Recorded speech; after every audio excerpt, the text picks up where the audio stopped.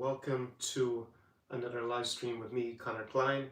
This is the New Europe Experience, and tonight we're going to have a conversation about coming to Ukraine in 2026, whether it makes sense for you, whether you're the kind of person who's going to thrive here or going to struggle with the situation here in Ukraine. So if you're new to this channel, my name is Conor Klein, and I help high-level men with leveraging lifestyle arbitrage to gain an advantage here in a region I call New Europe. I've been in this region in not just Ukraine, but the alternative countries, shall we say, Moldova, Kazakhstan, Poland, Latvia, Lithuania, Estonia with my clients. Also filmed a little bit in Romania. Would like to go to Czechia and also cover that for you as well. Just checking here on the screen that all is good. So if you're new to this format or new to my channel, then I have this Sunday show. I've started calling the Sunday show. It must be about 5 or 6 editions of it at this stage on the Sunday evening, 9 p.m. local time here in Odesa. I'm on the shores of the Black Sea. We've had fantastic weather over the last week or so, and that has made a big change after a particularly harsh winter here to see the sun out. So as I go through this live stream, I'm going to give a presentation. You can drop your comments and your questions down below. I'll be able to see them here on my screen, and I will come to the Q&A session at the end after I give my presentation. The presentation will give you an overview of what it is like to come to Ukraine in 2026 and whether it's a good option for you, or you'd be better off going to one of the alternatives that I help my clients with. Let me just set that up there. I tried a little bit to change the angle of the phone. I'm using my phone still to do these live streams. If it becomes more a permanent fixture, then I think I will invest in, probably need a new laptop to actually stream it in 4K on the big camera I have there. I have filmed, just up to date, some new clips for an upcoming video about which cities to visit here in Ukraine. That video should be out probably the week after next. Still have one more clip to film, and we will have some new longer videos, vlog style, coming from Chișinău and hopefully from Riga in Latvia and from Almaty in Central Asia, just off the steppes in Kazakhstan, all coming up pretty soon. So if you are new to my content here, I have this channel that deals with New Europe. That's the region that I describe as being between Russia and Germany. So we're talking about countries like Poland, Latvia, Estonia, Moldova, Ukraine here. Also Romania, can be Czech, it could be Slovakia, and other parts of Central Europe. But I tend to deal with a handful of countries.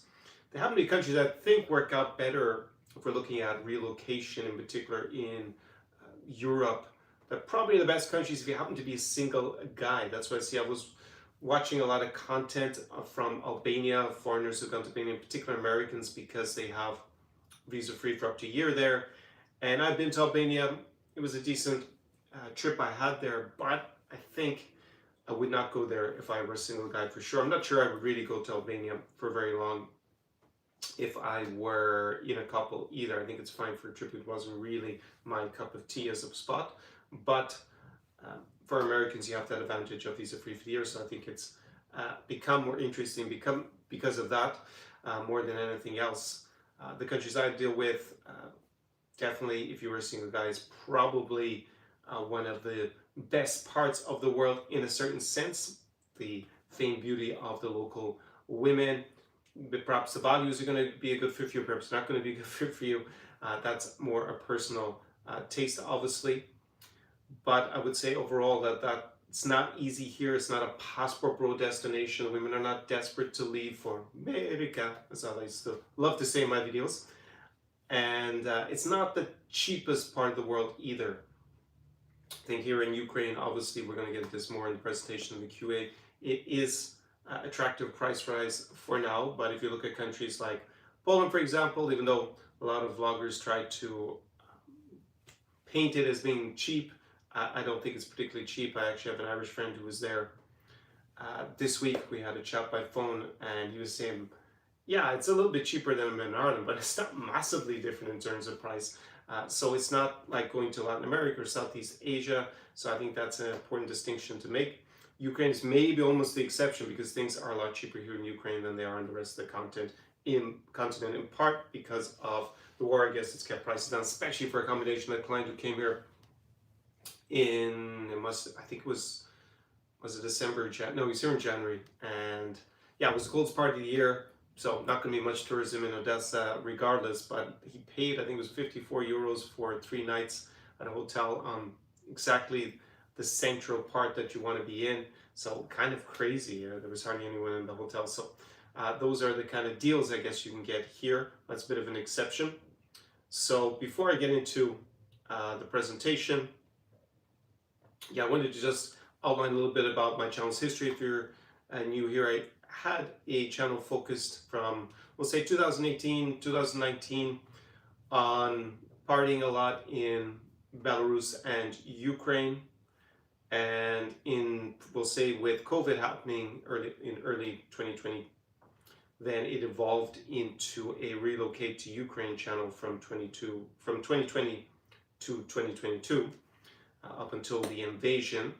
Obviously that has changed dramatically because there aren't so many people who want to relocate permanently to Ukraine, but as we'll explain in this presentation, it could actually be still a good fit for you to do that in spite of the Russo-Ukrainian war. And with COVID, Ukraine was just a super attractive place. I realized even more in hindsight because everything was open here and a lot of Western Europe and North America was shut down. Then with the invasion 2022, by mid-2022, I was focusing on helping my clients with the alternatives, hence why I have been covering countries like Kazakhstan or Moldova, Poland, Romania, Latvia, Lithuania, and Estonia. We normally group those together as 3 Baltic states. And I would say about, we'll say it was August 2024, actually my first client come back to meet me here in Ukraine, in Lviv.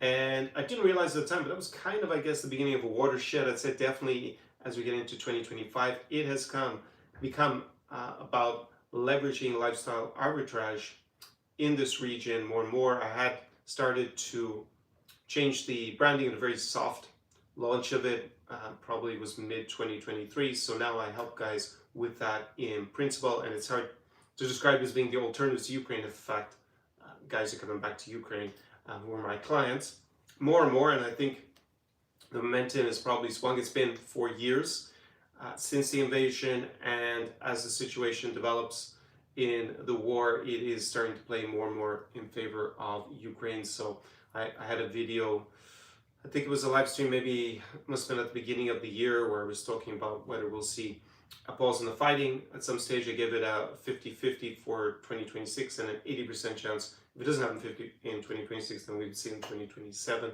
And I would feel pretty optimistic, even more optimistic now, a few months later, when we see the situation deteriorate more and more for Russia in terms of how things are going on the battlefield, also domestically in Russia. So that is what I am going to start off with our discussion today, with the optimism about coming back to Ukraine. So I see more and more, so I think this live stream is quite pertinent when we look at it from that point of view. So before I actually start the main part of the presentation, a little bit of housekeeping. I did launch as a beta the New Europe Insider AI.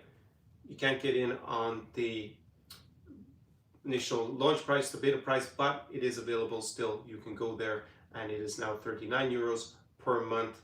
So for now, I'll keep that price, more than the beta price, but still going to be presumably less than when I finally have all the bugs, or I wouldn't call them bugs, but anyways, the feedback taken into account for how we fed it in all my, a large selection of my transcripts. I wanted to keep it relevant to post 2022, the situation in the region, if you're coming here for relocation, dating advice, how not to get scammed, all that good stuff. So it is a supplement to my consulting service. So we'll answer, I would say, about 80% of the kind of typical questions that I would get either here on the live streams or on consulting calls. If you go to ChatGPT, you'll get, it's better than nothing, it's better than a Google search, but it's still only about 20-30% of the way there, I feel, when I check with ChatGPT. Even ask what would I advise, it's not very good. Still, even though one would have thought it'd be able to figure out what I've been advocating for when you ask it discrete questions, it's not great. So this is a service that is available, and you can have that as a companion. Great if you are planning to come to the region, and especially if you have lots of relationship questions, it will go through and give you a pretty good answer. And then if we have edge cases or you want a very bespoke plan for visiting the region, then you can obviously go ahead and invest in my consulting services, which we'll jump on a consulting call and we'll hammer out that strategic plan for you. And there's a link to that as well down below in the description to this live stream. Also, you have my guides for coming here, the insider guides for Moldova and for Ukraine, and the big plus there, big value add, are my hospitality guides. So my favorite cafes, restaurants, clubs, shisha lounges, and bars in cities like, well, I'm going to name the 5 cities that are in the Ukrainian guide. Chernovtsi, here in Odesa, Mama, Uzhhorod, Lviv, and the capital Kyiv. And then in the Moldova guide, you have all that for Chișinău. And in addition, you have my top 10 vineyards in Moldova. So if you want to go and that's going to save you so much time in figuring out where to go in Chișinău, or a city here in Ukraine that I cover. Obviously, you have a lot more logistical information and background information that's going to be very valuable for your trip, as well as the safety information for here in Ukraine. I'll go into that in part here on tonight's live stream. So all that stuff, good stuff, is down below. You can go and have a look there. And yeah, the idea of this channel is to take you from someone who's curious about the region, but a bit hesitant maybe in coming, and transform you. Basically, that's what I try to do with my services in general, so that you are a confident insider, more or less, like you're able to navigate coming here and have success in your lifestyle in general, whether that's going to be business, relationships, or just living a superior quality of life, being able to leverage that lifestyle arbitrage that we have.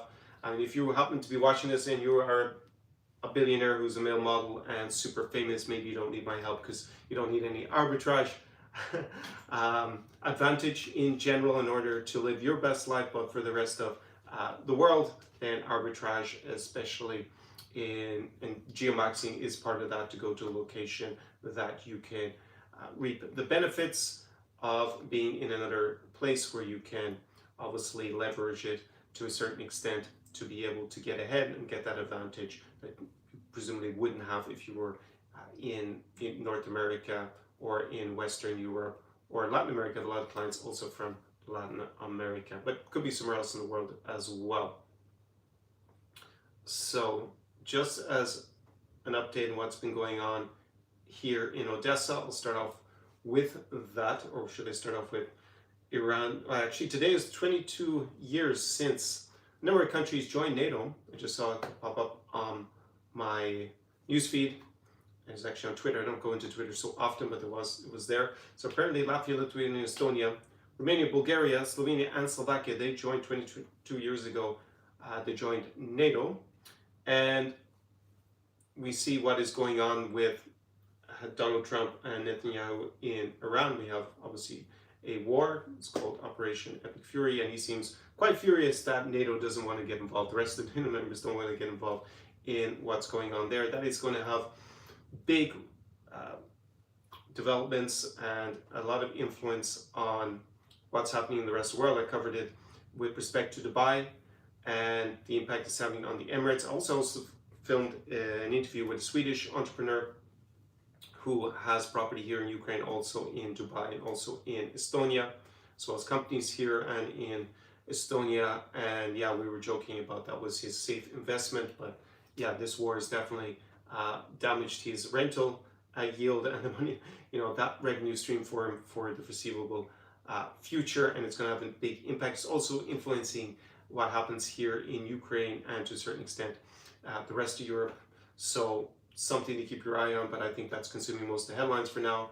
I would expect that we will see a ground operation somewhere in Iran in the next few weeks. It seems like the US is sending its troops there to get set up. We've seen the ability of Iran, in spite of being significantly weaker militarily, to strike the economic interests of the US, Israel, and its allies, and basically the whole world, by hampering traffic going through the Strait of Hormuz, and maybe also the Houthis doing that in the Red Sea, on the Gulf of Aden. And this, you see how they're able to use drone warfare to hit US military bases, also to damage infrastructure, hit civilians in the surrounding country. And that's something that Ukraine can play a large part in countering, because Ukraine over the last few years has developed probably the best anti-drone systems, because out of necessity, with Iran having given that technology to Russia and helped them develop it and train them to use it to attack Ukrainians. Ukraine has developed all these countermeasures. So Zelensky has been over in the Middle East signing lots of deals with countries like Saudi Arabia and the UAE so that they can pay Ukraine. I guess there's going to be some, I'm not sure how the quid pro quo will work for that kind of defense. So you can see how this affects this war, and also the growing influence of Ukraine in terms of the defense sector, something I've been talking about since the summer, and there'll be a lot more coming about that pretty soon on this channel. That out of necessity, Ukraine has developed a huge defense industry that is cutting edge in many sectors, in particular drone warfare and anti-drone warfare. And that is something that we're going to see a lot more.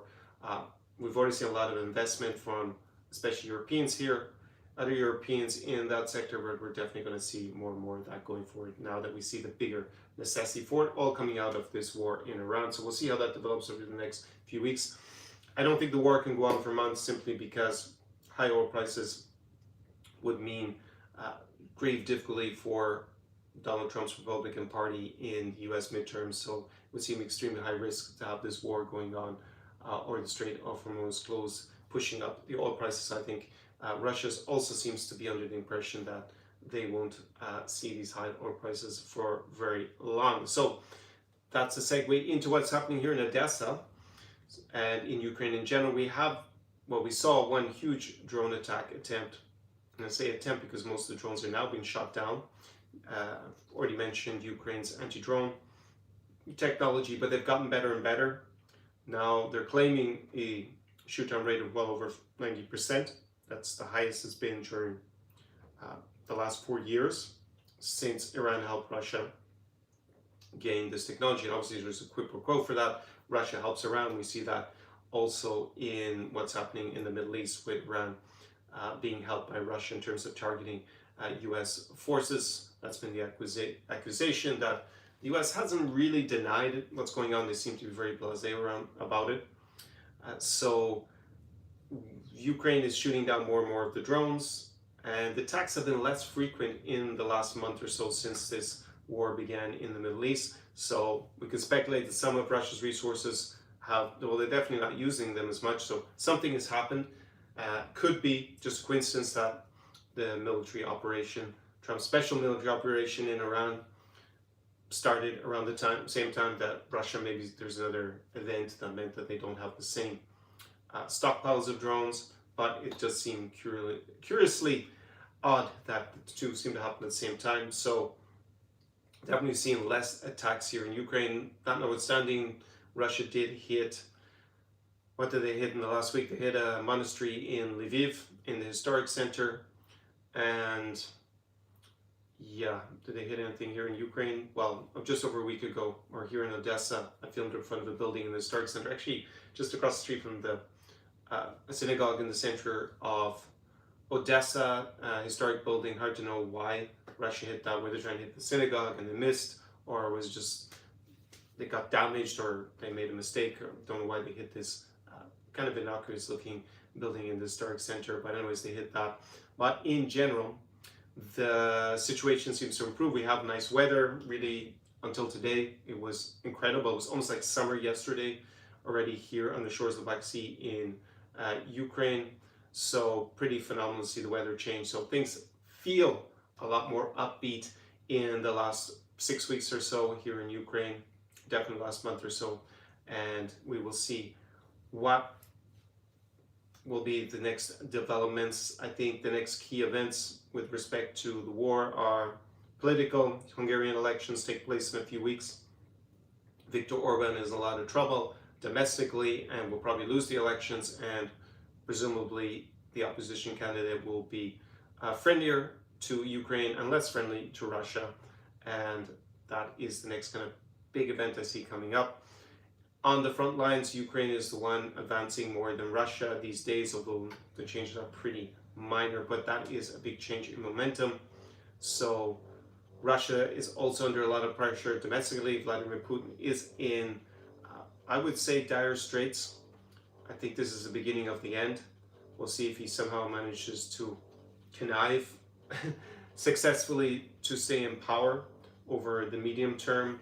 But the Russian economy is in a lot of trouble in spite of the windfall of the high energy prices, which obviously Russia exports a lot of energy resources.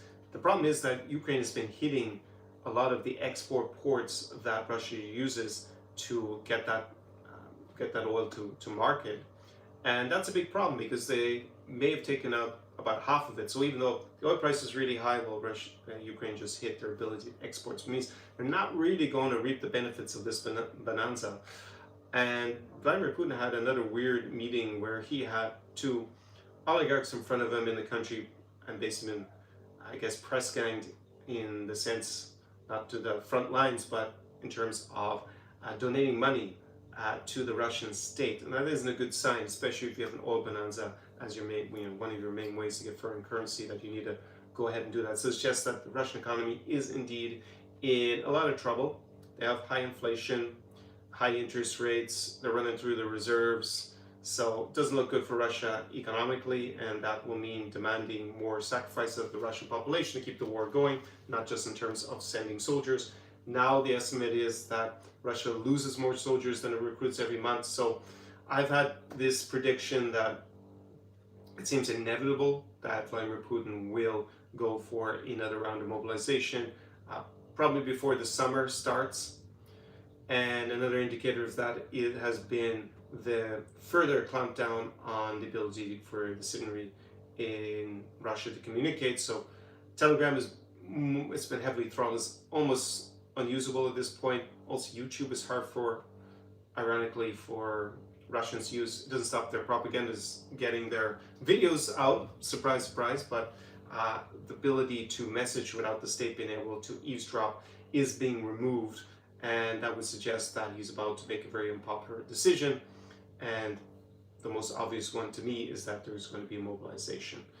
That is something that I think Ukraine has been trying to force Russia into, because it will create a lot of domestic instability, and then we will see what the consequences of that are. But Russia is in a lot of trouble. This invasion, in short, is a complete train wreck. It's destroyed their economy, and it is destroying the future of Russia, because so many Russians who are talented and smarter, they left the country, and then they sent probably people who are in general extremely poor to go die in the war. So they've killed off a lot of people, and they kind of need both for different functions. One is for obviously the intelligence factor, the people who are more driven, more successful, entrepreneurial.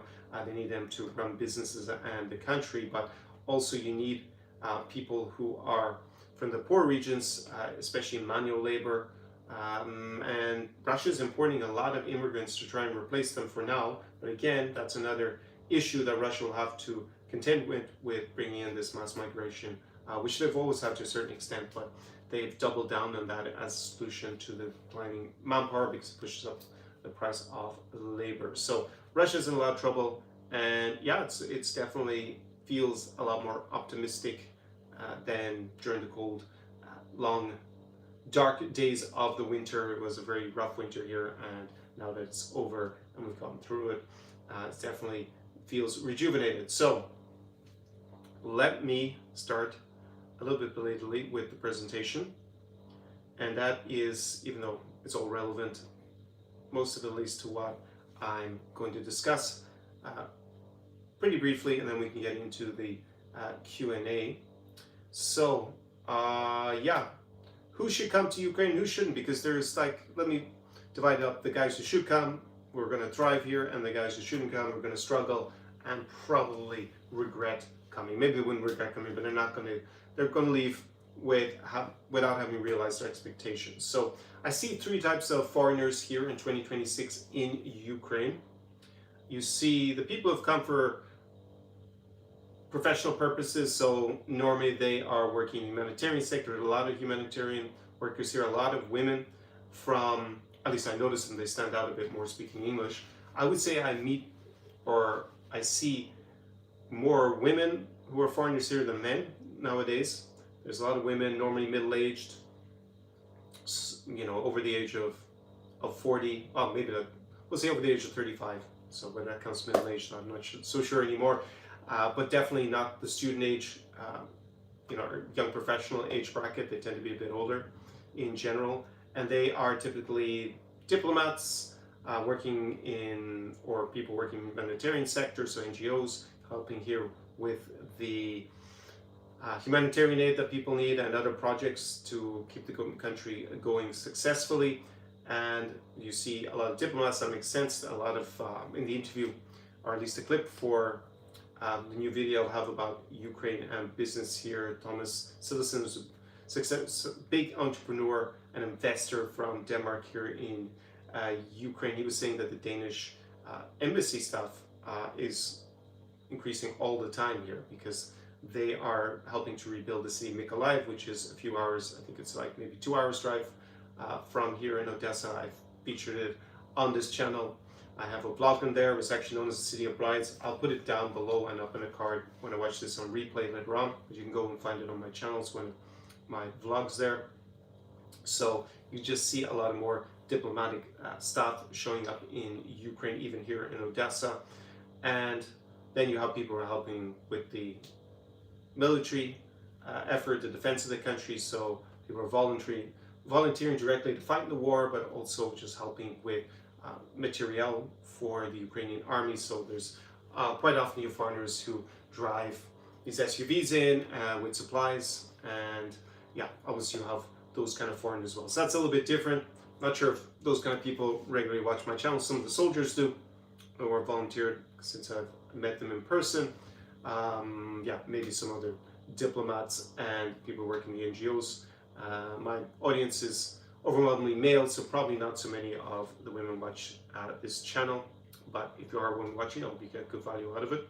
So they have a professional purpose to be here, whether they would have chosen Ukraine otherwise, probably not for most of them. I did talk to an Irish guy actually, but I didn't end up watching the soccer with him. It was an unfortunate defeat against Czechia, because the Irish pub here was only showing the Ukraine match was on at the same time, so we didn't watch it together.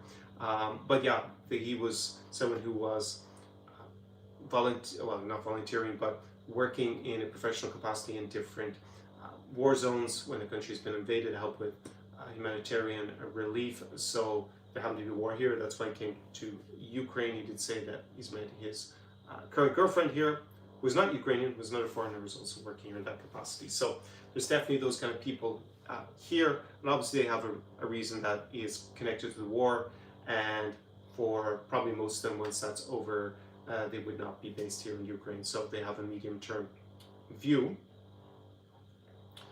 And then we have what I would describe as like a strategic entrepreneur, like Thomas Citizen. Well, he was here beforehand. He came just after the Russo-Ukrainian war began in 2014. I'll have a full vodcast episode with him that I'll probably film in the next week. And they're thinking more about multi-year positioning, not short-term comfort, and they see huge opportunities here. The main three industries that I have mentioned repeatedly on this channel are real estate, agriculture, and the defense industry. So I already touched on the defense industry with the drone sector in particular. It's really cutting edge, and a lot of countries are going to need that technology going forward. So they are positioning themselves now because there are a lot of opportunities. And right now, if you are here to invest in any of those three sectors, as well as many others, and definitely when we have the reconstruction effort after the war is over, this country is going to boom economically, as opposed to the booms that Russia causes at the moment. So being positioned now gives you first mover effect. Not only can you be successful with your businesses and your investments in Ukraine at the moment, but you're also positioning yourself for an economic boom once the war is over. And those kind of guys, I would say that they need to understand the regional differences and the city differences, like Kyiv, Lviv are probably the two most important at the moment as well. Here we got the port, obviously, of Odesa. There's so many ships every day coming in and out. I don't remember there ever being so many ships going through that port, but because other ports have been affected with the war, Odessa port has become more and more important. So they also are very clued in on the infrastructure, obviously, because they might be involved with their businesses, power, security, logistics, and they see a lot of, let's say, in terms of arbitrage. Obviously, you have those three sectors. You also have talent arbitrage. Ukrainians, in general, are highly qualified. That's also going back before the invasion, and probably in 10-15 years, that arbitrage opportunity will presumably disappear, a bit like it has in Poland. But yeah, you can get very good quality for the price point in terms of services here in Ukraine. So they're, I think, primarily focused on the wartime economy and the new sectors that have evolved with respect to that. Also real estate, obviously, because of the war. I wouldn't say they've gone down in Odessa or Kyiv in terms of the prices, but there are cities that are close to the front line where obviously it's a fraction of the price it was before, because you got more risk. Russia might hit your investment, might, I guess, in theory, occupy it. I think the risk of that is very low, that Russia's going to occupy anywhere else significant in this war. Could happen if they have some technological breakthrough on the front line from the Russian side, but it looks like all that's going in the opposite direction. So they will be some of the things they'll be looking at, and obviously got an early mover advantage, first mover. You come here and get set up while the war is still going on, because so many people are going to come once the war is over, and tourism will absolutely blossom here, because so many people are going to be intrigued, having heard so much about Ukraine over the years, to actually come and visit it post-war. I would think that if you want to look at countries it could emulate in the next 2 decades, one is Poland, because it's obviously the most important country in the region at this point, and it's never had an economic downturn.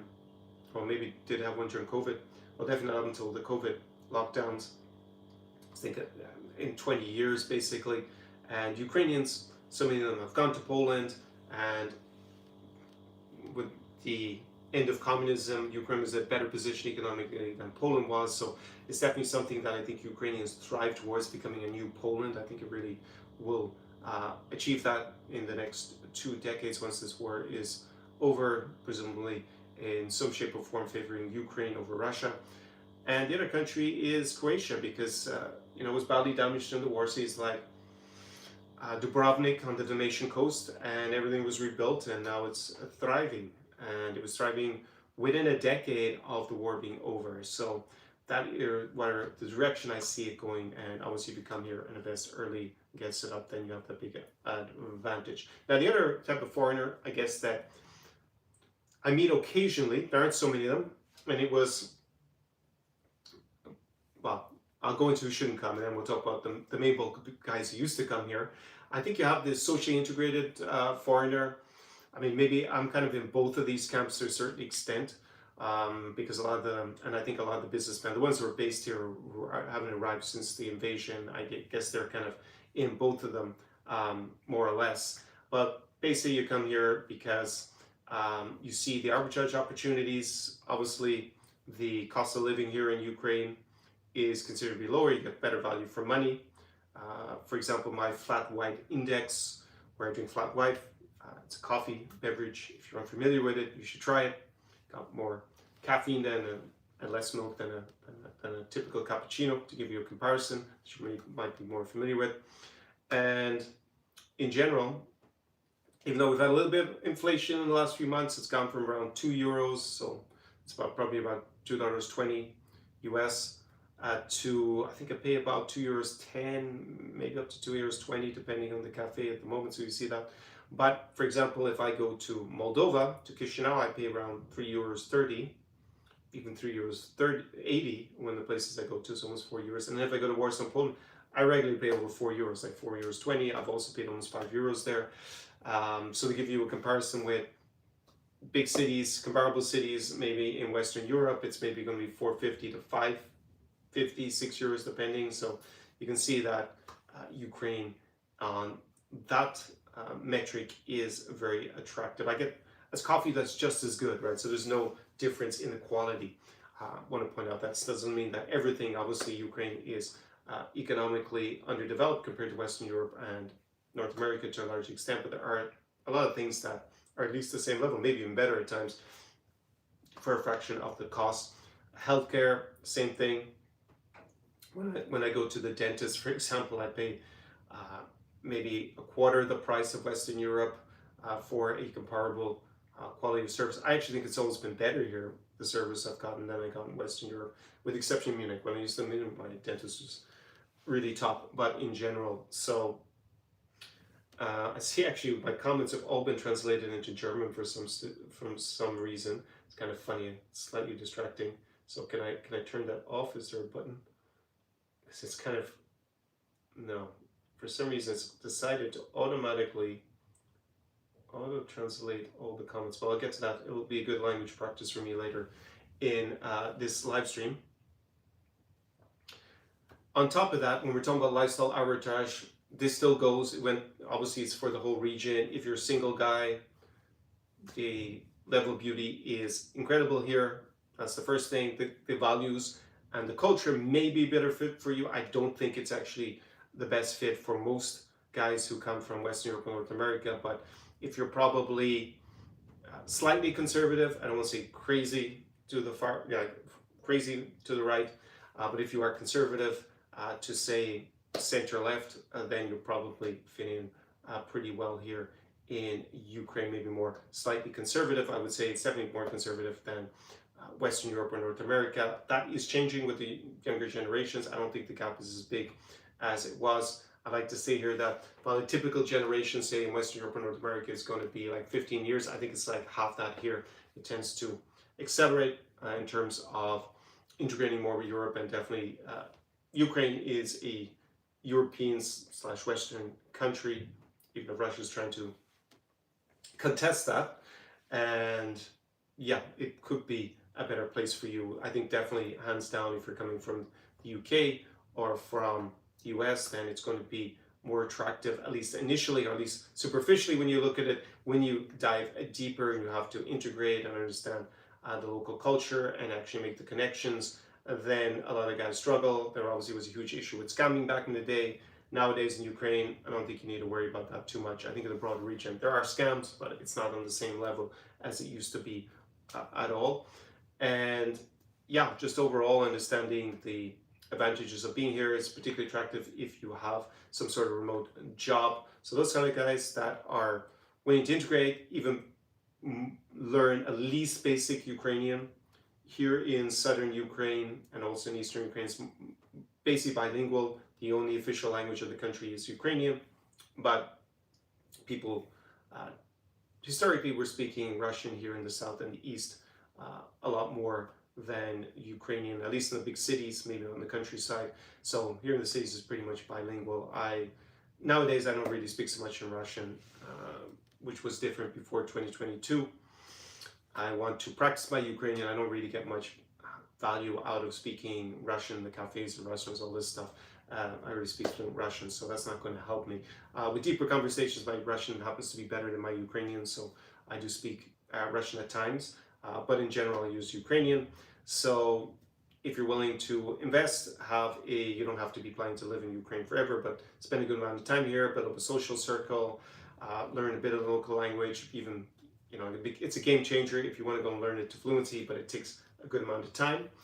And yeah, you just get better access to quality of life in spite of what's going on. Because just to repeat, as I say in these live streams and also my videos, the statistical risk of being in the wrong place, the wrong time with a Russian terror attack is about 1 in a million per day. So it's not a very high statistical risk, it's more the psychological impact of having air attacks, maybe your electricity goes out, you know, that can be inconvenient, the water goes out. That hasn't been a big issue for me personally. It was 3 months ago, it was a little bit of a problem with the electricity at times, but I don't think the electricity has gone out for 2 months here. So yeah, and now as we go into the summer, I don't think it's going to be an issue at all. So you can definitely, in spite of what's going on, live a reasonably comfortable life, as crazy as that sounds, in a country that has the biggest war in Europe since World War II. Yeah, you do have that extra statistical risk. At the same time, there isn't really any crime issue. Not that it was particularly problematic in general in Ukraine. There was a bit of targeting tourists at times. You was going in Odesa, all that, and the scamming was probably the biggest risk in general. But violent crime, or the government claimed that they, now with martial law, they solve about 95% of crimes anyways, because they have more powers and they stop and search people. So in general, yeah, you have the randomness of, you know, the drone that hit near the synagogue, for example, as a risk, but everything else is kind of, I guess, pretty normal outside of the fact that we have curfew. I should also reiterate, from midnight to 5 a.m. It is very strict here in Odesa. That means that you're not supposed to be outside on the street without due cause between midnight and 5 a.m. In other parts of Ukraine, it's either doesn't exist, like in Zakarpatski Oblast, that's Uzhhorod. I did a vlog about that. I'll link that down below afterwards as well, up in a card. And yeah, in Lviv, it really doesn't matter so much. There are a lot of places open more or less all night. And yeah, you can socialize all you want all day. It's really not that inconvenient. I expect that actually this will change in Ukraine. I'm not sure for how long they're going to keep this curfew everywhere in the country, especially in Odesa and in Kyiv in the next year or so. Hopefully that will be lifted even. But coming up for summer, it's going to be really great here because you have all the summer clubs and people are out, the weather is good, the climate here is fantastic, especially in the summer. So guys like this who are the socially integrated foreigner, they do pretty well here in Ukraine at the moment. I think that's definitely the kind of person who should also come or spend time here, as well as kind of the entrepreneur or the diplomat, humanitarian, military volunteer, all three good profiles that come here. Now, who shouldn't come? I'm going to just, let's see where to start. I don't think passport bros should come here. I have a video that I made about why passport bros shouldn't go to Latvia, Lithuania, Estonia, and Poland. I also don't think they should come to Ukraine. Normally, passport bros is this kind of movement where they're looking for super cheap place to live and kind of easy women, I guess, in that sense. And they normally hang out in Africa and Latin America, Southeast Asia. Did have a lot of that back in the day, pre-2022 here in Ukraine, also in Russia and Belarus, because while women are very beautiful, I wouldn't say that they're that accessible. I think it was pretty difficult if you came as a passport bro, even though we didn't have that term pre-22, I think, in Odesa. Like they weren't probably gonna have much success, but there was this kind of illusion they would. The cost of living was definitely borderline for a passport bro. I think they're looking for really, really cheap in general, and that for sure you won't really find in Europe. As cheap as it gets is going to be here.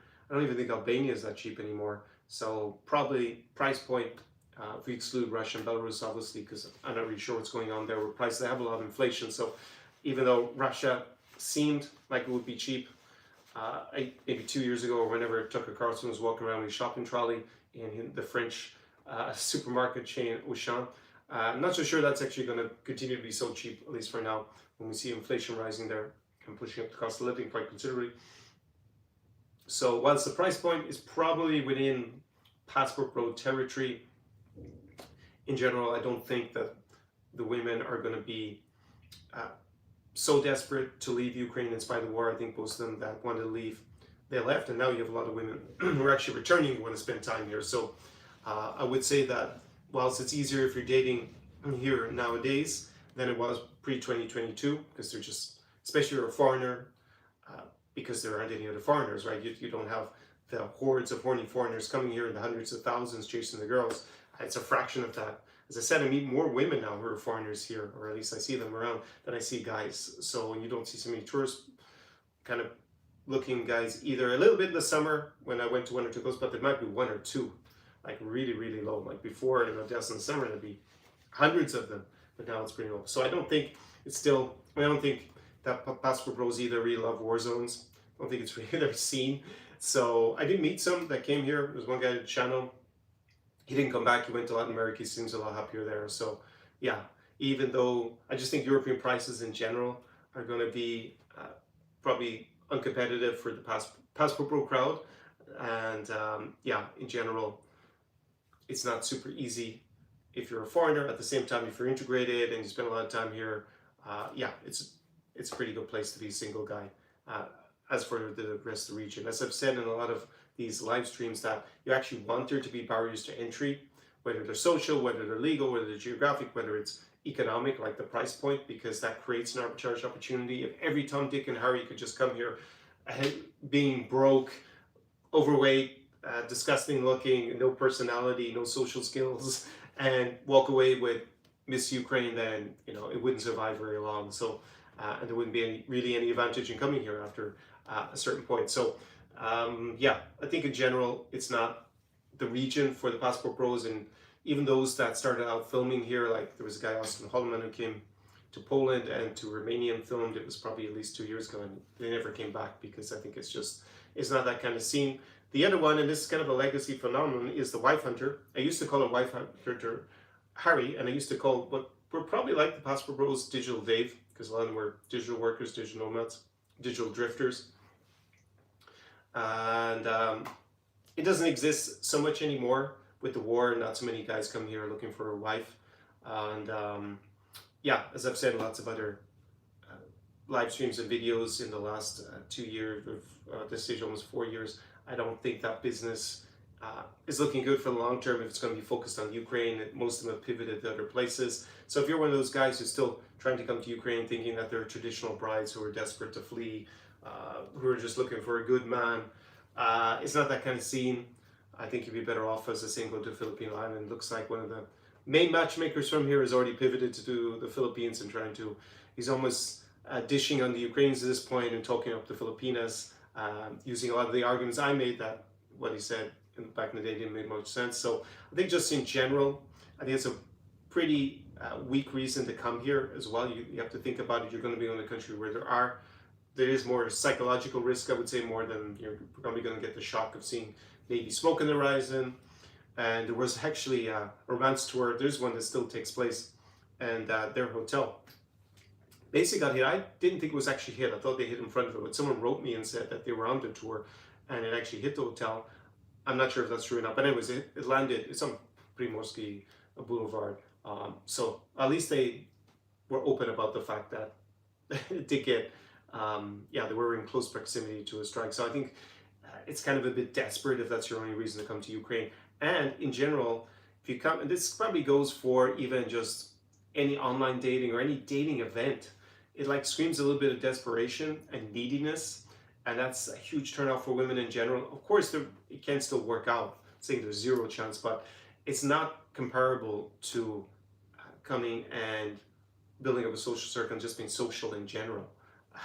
It's going to be way superior because you're not going to come off as needy, and it's kind of like a little bit desperado in terms of, yeah, how it's seen. And it was seen that way also in Ukraine beforehand when they had these huge, you know, I guess companies bringing foreign men. They'd be all sitting in these restaurants with the interpreter, and yeah, local people see them as kind of foolish men who are going to just get scammed. In general, there's a huge scam industry around it. Of course, you have genuine matchmakers as well, but I think in general it's a pretty weak reason to come here, and there isn't like a coterie of desperate Ukrainian women just looking for an American husband to flee. There's probably a few, but there aren't going to be that many of them, and they're not going to be in general women who have a lot of options, so you can draw your own conclusions on that. So I would say that actually one of my clients, the client was here in January, he was saying that because he'd been my client in Kharkiv, he's in my vlog from there. Again, I'll link it down below and up on a card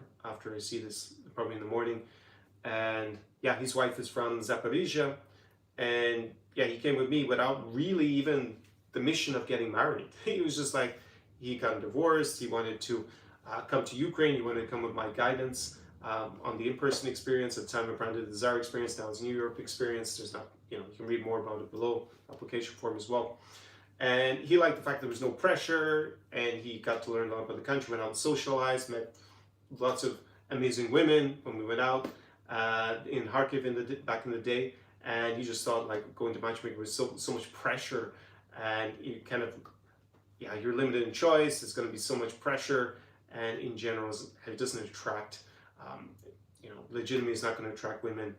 Definitely, who are younger and more beautiful, without kids, that kind of profile. So I think nowadays that is relegated to primarily men who are interested in women, at least over 35, probably over 40. Not that there's anything wrong with that in principle, but it's a very small segment of the dating pool, I think, in general, and not with a huge age gap either. From what I see on these, in general, on these matchmaking channels, they talk about like a 10-year age gap at most of them. So if you come here and you actually integrate and you set up your social circle, even better if you learn the local language and you have a reason to be here, like you're providing some value in the local community, which is ironically what a lot of these matchmakers did themselves. They were local business owners with their matchmaking agency, and that way, of course, they're got lots of time to get to know people, to date, and to find a good partner. And that's what I see. What even then, at the end of the day, a lot of them actually even fail with matchmaking, and then they set up a matchmaking business. So that's the way to go about it. I think if that's your only reason to be here, I did have one guy I put out an offer on my mailing list. It was over a year ago, I think, at this point. For guys who wanted to come to Ukraine, see if there was that interest, because I realized that things were changing here and that would be of interest again. And one guy on the calls recounted to me that some matchmaker had been trying to convince him to come to Ukraine. And my first question was, do you have any other interest in being in Ukraine? Do you want to see things getting blown up? Do you want to listen to air alerts? He was like, no. I said, well, why the hell are you going to come to Ukraine? You can go to Warsaw. It's full of Ukrainian women as well, and Belarusians. Beautiful Belarusians are there as well as the Ukrainians. So I don't think that's a good reason to come. But there you go. That's my 2 cents on it again, as I've reiterated many times on these live streams. I think the guys who do the best are guys who have a reason to be here. You can still run an online business, but they tend to integrate, and most learn the local language. Not everybody, but most learn at least the basics of the local language to build up a local social circle. Can be just other foreigners, because here there aren't really so many transient people coming through. There's no real scene like that. It's more people who are here for the long term, since they came back, most of them with the war still going on. So, but best mix I see is to have some local friends. Also, it's also valuable to have some other foreign friends who face the same challenges maybe as you do. So they're the guys who do better. I think it's kind of a bit of a Hail Mary if you're going to be coming here as a wife hunter in 2026 and beyond. I see this industry, it's pretty much finished, with a few exceptions. As a mass industry, it's pretty much finished from what I can see.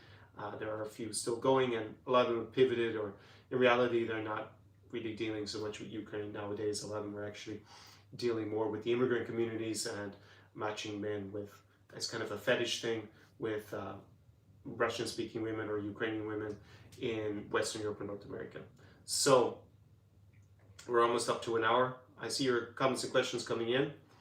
I think I've covered most parts of it, just because I feel like whenever I talk about Ukraine, things don't change that dramatically, and I did a lot of content here in the last 6 months.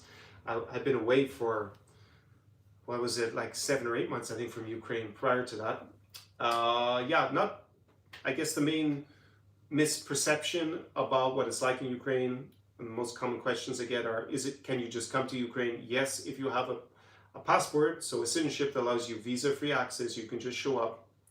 I think there are a few, in theory, rules like insurance and stuff people have started telling me about, but the reality on the border is I've only ever been asked for my passport. So as long as you have a valid passport, it has to have a validity of at least 3 months for Ukraine.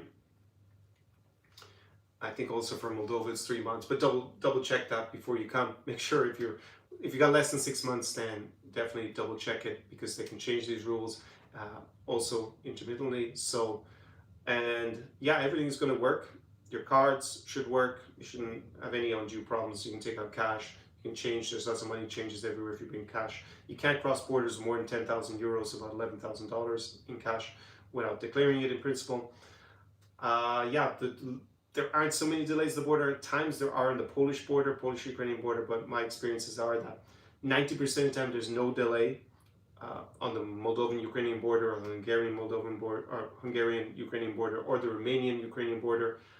If you are obviously trying to catch a flight to leave, because there are no flights directly into Ukraine with the Russo-Ukrainian war since 2022, then give yourself a lot of extra time, because if it's that 10% risk, and it happens to be you might miss your flight. I've seen guys miss flights, but I think it's only happened about 10, maximum 20% of the time there's been any delay. Normally just takes an hour at most. If you come to Odesa, Chișinău, flying to Chișinău, and then there are buses like every hour normally to Odesa, even through the night. And it takes about 5 hours. If you're flying into Poland, most people fly into Warsaw. You could also fly into Lublin. Or is it Lublin? I don't remember the stresses in that city in eastern Poland. So you fly into Polish airport somewhere in the eastern part of the country, or Warsaw, and take a bus directly to Lviv in the west. There are also trains that run from Warsaw train station. I remember I brought a friend there, and he took a night train to Kyiv. But it's quite long to get to Kyiv in one go. So if you want the Ukraine experience and tip your feet in the water, as so to say, then you can fly to Poland and cross into Lviv. You could go to Uzhhorod. So the way you get there is either flying to Košice in Slovakia, or even from Budapest. It's not that long by train to get to, at least the train goes to Mukachevo. I assume it also goes to Uzhhorod, or you can connect to Uzhhorod. There's no curfew, but the town isn't so big. It's like maybe 120, 140,000 people. The population's gone up since the invasion. You go to Chernovtsi, probably fly into somewhere in Romania for that. It's a little bit harder to get to. I normally go through either northern Romania, Suceava, so it's a bit far from the capital Bucharest. So that's one way to get there, or you go from Chișinău in Moldova, 7 hours. So there are your ways in. Everything should work. Just got to observe curfew. You should carry your passport with you if you're a foreigner at all times. You can be stopped here with the laws under martial law, and they can, they don't need much of a reason to detain you. They don't need any reason really to detain you with martial law. So I've never had an issue. I have been asked for my ID about 5 times since around September, I think was the first time I was ever asked. And I'm here about plus minus about half the time in Ukraine since 2022. I'm not sure if it's quite half the time, but pretty close to it. So it's only been a more recent phenomenon, and yeah, you need to show your ID. There will be checks from the part of the Ukrainian military that deals with the Ukrainian government, that deals with soldiers who are AWOL. So they can ask you for a specific document that is your military registration. You just explain that you're a foreigner, showing your passport, because as a foreign citizen you are not obliged to have that, obviously. It's interesting because in Russia, if you have permanent residency as a foreigner in Russia, so you're not a Russian citizen, you have not applied for citizenship, technically you have to register with the military. So with this prospect of a mobilization coming up, it'll be interesting to see if a lot of those pro-Russian propagandists who are foreigners, whether they get draft notice pretty soon. That is not the case in Ukraine, and I wouldn't be worried about it. Obviously, if it comes to tourists, there's no risk of that. So I don't think Ukraine will start press ganging foreigners into their military for sure. In fact, the mobilization age, and it doesn't mean everybody's mobilized either, by the way. It's 25 now. It was 27 in 2022, they lowered to 25, but actually they allow Ukrainian men between the ages of 18 and 22 to actually leave now, so a lot of them left. And yeah, just the gender balance to explain it. Back in 2022, men couldn't leave on day 2 of the invasion. Actually, could leave on the first day. So between 18 and I think is it 55 or 60? I forgot. I think it's 60. Yeah, it's 50. It's 18 to 60. They could not leave. Now men between 18 and 22 can. So it's been from 22 to or is it 23 to 60. They can't leave. A lot of them have gotten permission to leave. Many have left illegally by crossing rivers or crossing the border somehow, especially in the early days. Since of the invasion, there was no real strong border control there, so they were able to leave. At the same time, a lot of women have come back because it's been 4 years. A lot of them spent many years in Western Europe in particular.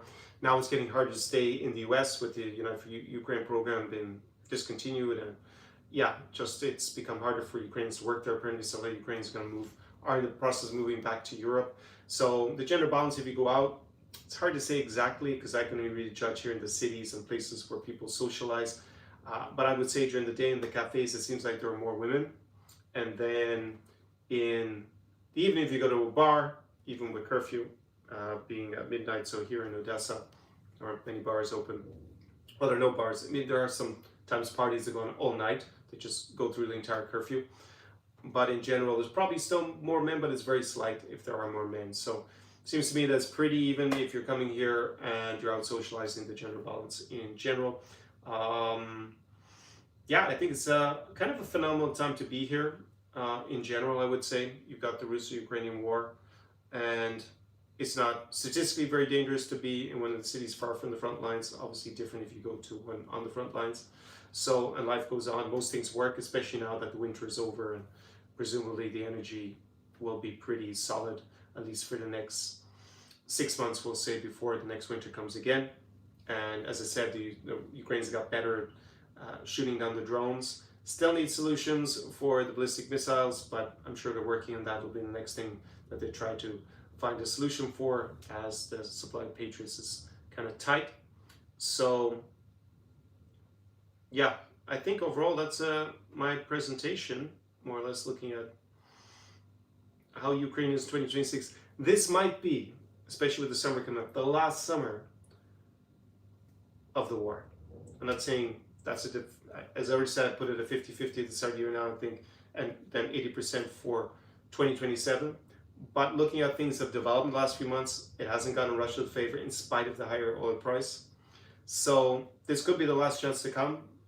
Get first mover effect if you're interested in being an entrepreneur and doing well in business here, buying real estate, especially in the cities that are further, that are close to front lines. Like my client was looking at them in Zaporizhzhia because his wife is from there.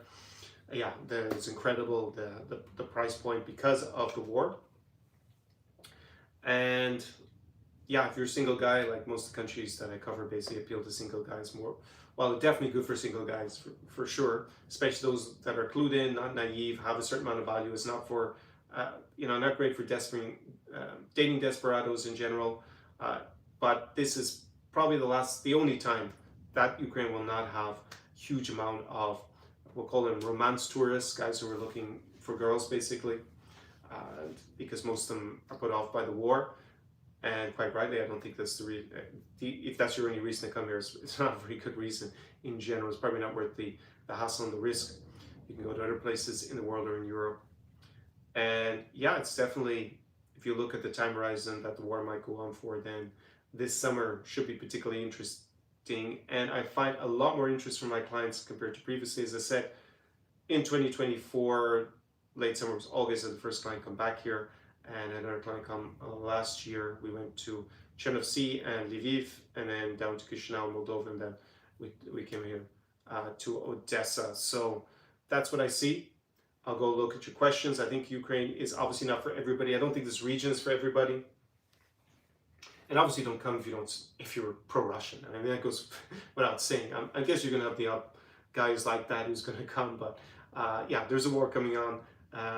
And obviously, if you've done Russian propaganda in the past, probably not a wise idea to come here and become the next Gonzalo Lira in that sense and end up being arrested for your online activities. And there's martial law, it's a country of war, and use your common sense, although that crowd doesn't seem to have much of that. So yeah, I think it's a country that makes sense if you see a long-term future, a medium-term future, especially post-war, then that's the big driver to come here. That could be just as simple as you think you're going to retire here after war, and now you want to buy your property because it's going to be a lot cheaper to buy it now and get set up than it will be after the war ends, because then a lot foreign investment is going to flood in here. And definitely if you're thinking business-wise in terms of getting ahead, in terms of now you should come if you're interested in the defense industry, because this is where all the innovation is, but also for agriculture and many other industries and businesses. And I just picked those three in general because they're the big ones, but there's obviously other industries that are going to blossom pretty soon. So if you would like some further help, some mentoring, then you can obviously apply for the New Europe experience. Just point out that you're interested in Ukraine. I have a special program with respect to that. It'll be up to 1 week to get it. You can read about it more down below by clicking on the link. And I expect to have clients back here in Ukraine by the summer again. And yeah, if you just want to jump at a consulting call and get your bespoke plan for coming here, that's also an option. Now I have the AI option. Again, it's 39 euros per month. That will get you, I think, about 80% of the way there. And obviously it's a lot lower price point than my consulting. My consulting starts at 250 euros per 15 minutes. Obviously, if you take an hour, it's pro rata going to be better value than that. It's going to be like 700 euros for the hour. So if you have more basic questions and it's not an edge case about something, whether that's relationship advice, relocating, business, then you can invest in the Insider AI, the New York Insider AI down there. And if you just want to do it yourself, or you're just looking for more basic information, a lot earlier in your journey about coming to here in Ukraine or another country that I cover, then I have a link to my Insider resources. There you're going to find my guides for Moldova and for Ukraine, the Insider guides. I actually have other guides that are under development, shall we say, I've decided to lump together the Lithuania, Latvia, and Estonia into one bigger guide. I think I'm just going to put it all together. I had separate guides in the beginning. You can write me an email, Conor@conorklein.com, and you can invest in that. Still not completed, but you can get all the information for the hospitality part. That's what one guy actually wrote me an Instagram for about 2 or 3 weeks ago. So I sent that to him, and then he'll get the full guide when it is published. I think I'm going to actually do the 3 Baltic states as one, as I said. So Riga, Vilnius, and Tallinn.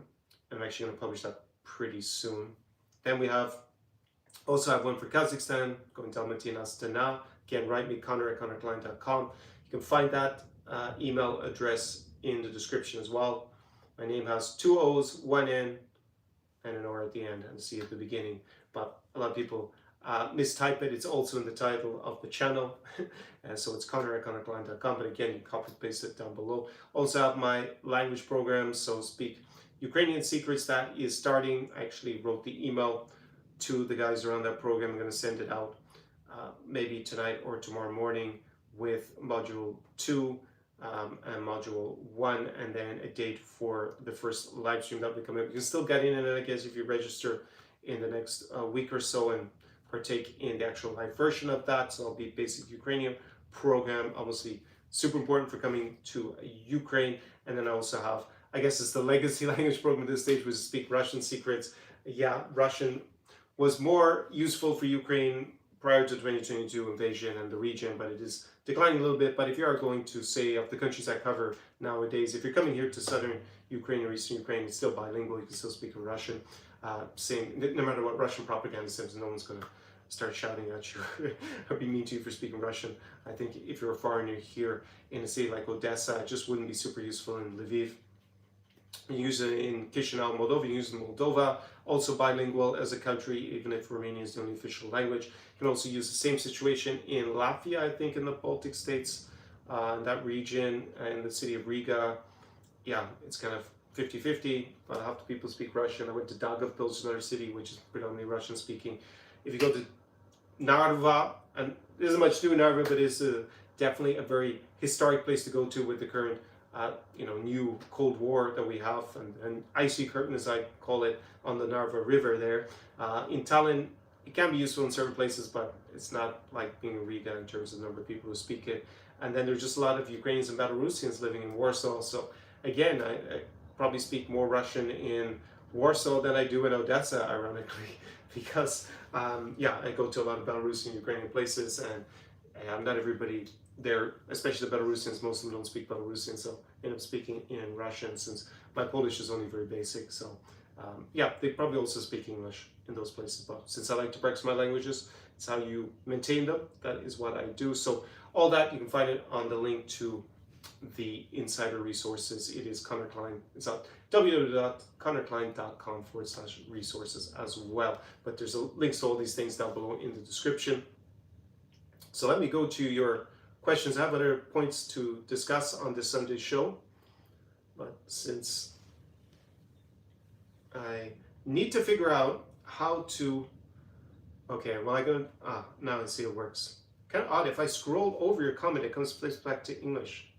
So someone asked me, am I talking about Ukraine or Moldova? I need to go back up to the top. That's not directed to me, I see, okay.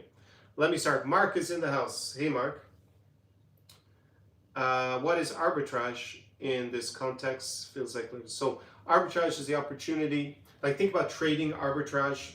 So yeah, if you have exchange arbitrage, like maybe you could go and you go with your $10 to one person and they give you 100 baht. And then you go to another place and for that 100 baht, they will give you $11, right? So that's arbitrage opportunity, right? So the markets, they haven't equalized with terms of something being the same value somewhere else. So you can, I guess, take advantage and get, that's why I say it's getting an advantage, right? So say you have those $10 and you know that that person will give you 100 baht. That's just the Thai currency. I don't know why I picked the Thai currency. You could say it's 100 hryvnia here in Ukraine to keep it local. And that 100 hryvnia, someone else will give you $11 or 11 euros, just pick your currency. Well, then you should definitely take advantage of the opportunity because at the end you're going to have 11 as opposed to 10. So you can do that in terms of lifestyle opportunities. So it's lifestyle arbitrage. So can be the cost of living. So as I was saying, like flat white, it's going to be just as good as flat white. Here in Odesa, it's going to be in my hometown in Galway. I go to the best place there, and it was €4.50. And that was in 2022, so it might even be €5 nowadays, because it's actually pretty famous cafe. It was in the top 50 cafes in all of Europe, the one in my hometown. They didn't have any from Ukraine. I guess they don't want to come here to review them, but there are definitely some of the cafe I go to is quite famous here in Odesa, but I go to a few cafes, but one of them is kind of renowned for its coffee. So it costs €2. Now it's gone up to €2.20, but you can see it's like an arbitrage opportunity in terms of lifestyle because I get the same thing for a cheaper price, basically, right? So it's not just that the cost of living is lower, it's like for the same quality. So the exact same thing, yeah, I give my €2.20 here, I'd have to give €5 in, obviously, in Galway. Well, it was $4.50, but even in Warsaw, I'm paying over €4. So that's an arbitrage opportunity. That's what we mean by lifestyle arbitrage. Can be in other things. Can be the fact that for some people it's about getting just better quality produce. They find it hard in the US. Again, that's kind of connected more to the price point. I used to go to this, not Trader Joe's, but Whole Foods. When it's over 20 years ago in the States, everything was supposed to be higher quality and more organic. Here, the default is organic, basically bio. So that's just basically what everything is here in Ukraine. So yeah, this is the breadbasket of Europe, for example. So just the quality. My clients who come from the US say that they feel so much better after about a week or two in Ukraine, and they feel lighter and they lose weight because just the quality of produce is so much better. So that's another arbitrage opportunity, I guess we can say. For dating, this is the part of the world where on average women are just the best looking, not just Ukraine, but the broader region. I have a video, it should already be down below in the description, I'll put it on the card as well afterwards, where I explain the dating, the beauty arbitrage here, and how if a Ukrainian woman we'll use that scale 1 to 10, so most guys are going to understand it. So we'll take, most people in general are on a bell curve, so they're going to be between a 4 and a 6.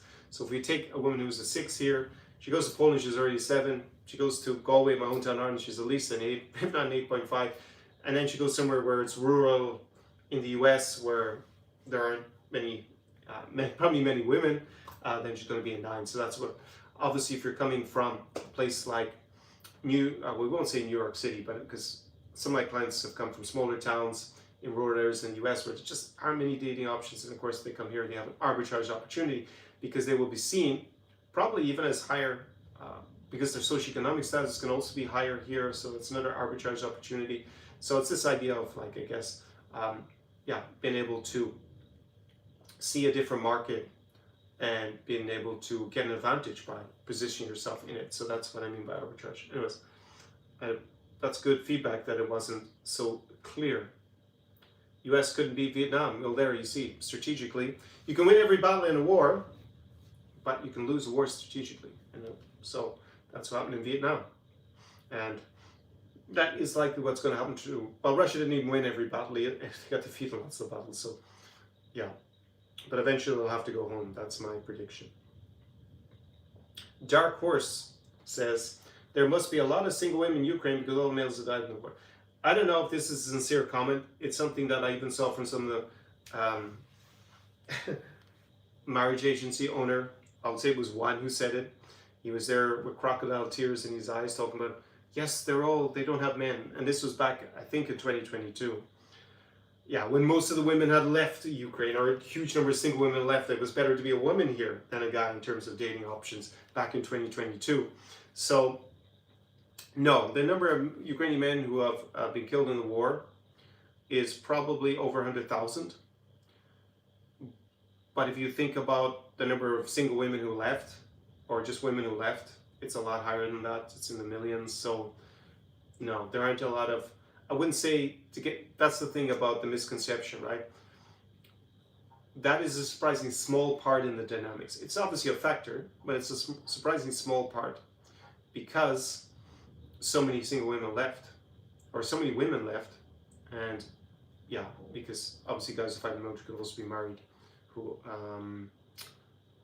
The Ukrainian military is about, ISO one says 92% male, 8% female, so obviously women are also killed in the war, also women, civilians are killed, but we'll say that creates a minus of 100,000, but I don't think that's going to be the really significant factor. To give you an example, when they changed the law on who could leave, so then men from 18 to 22 could leave, it was back last August, I read 100,000 men left in the first 2 months in that age bracket. So that's as many men as probably have died in the war. So that makes as big a difference.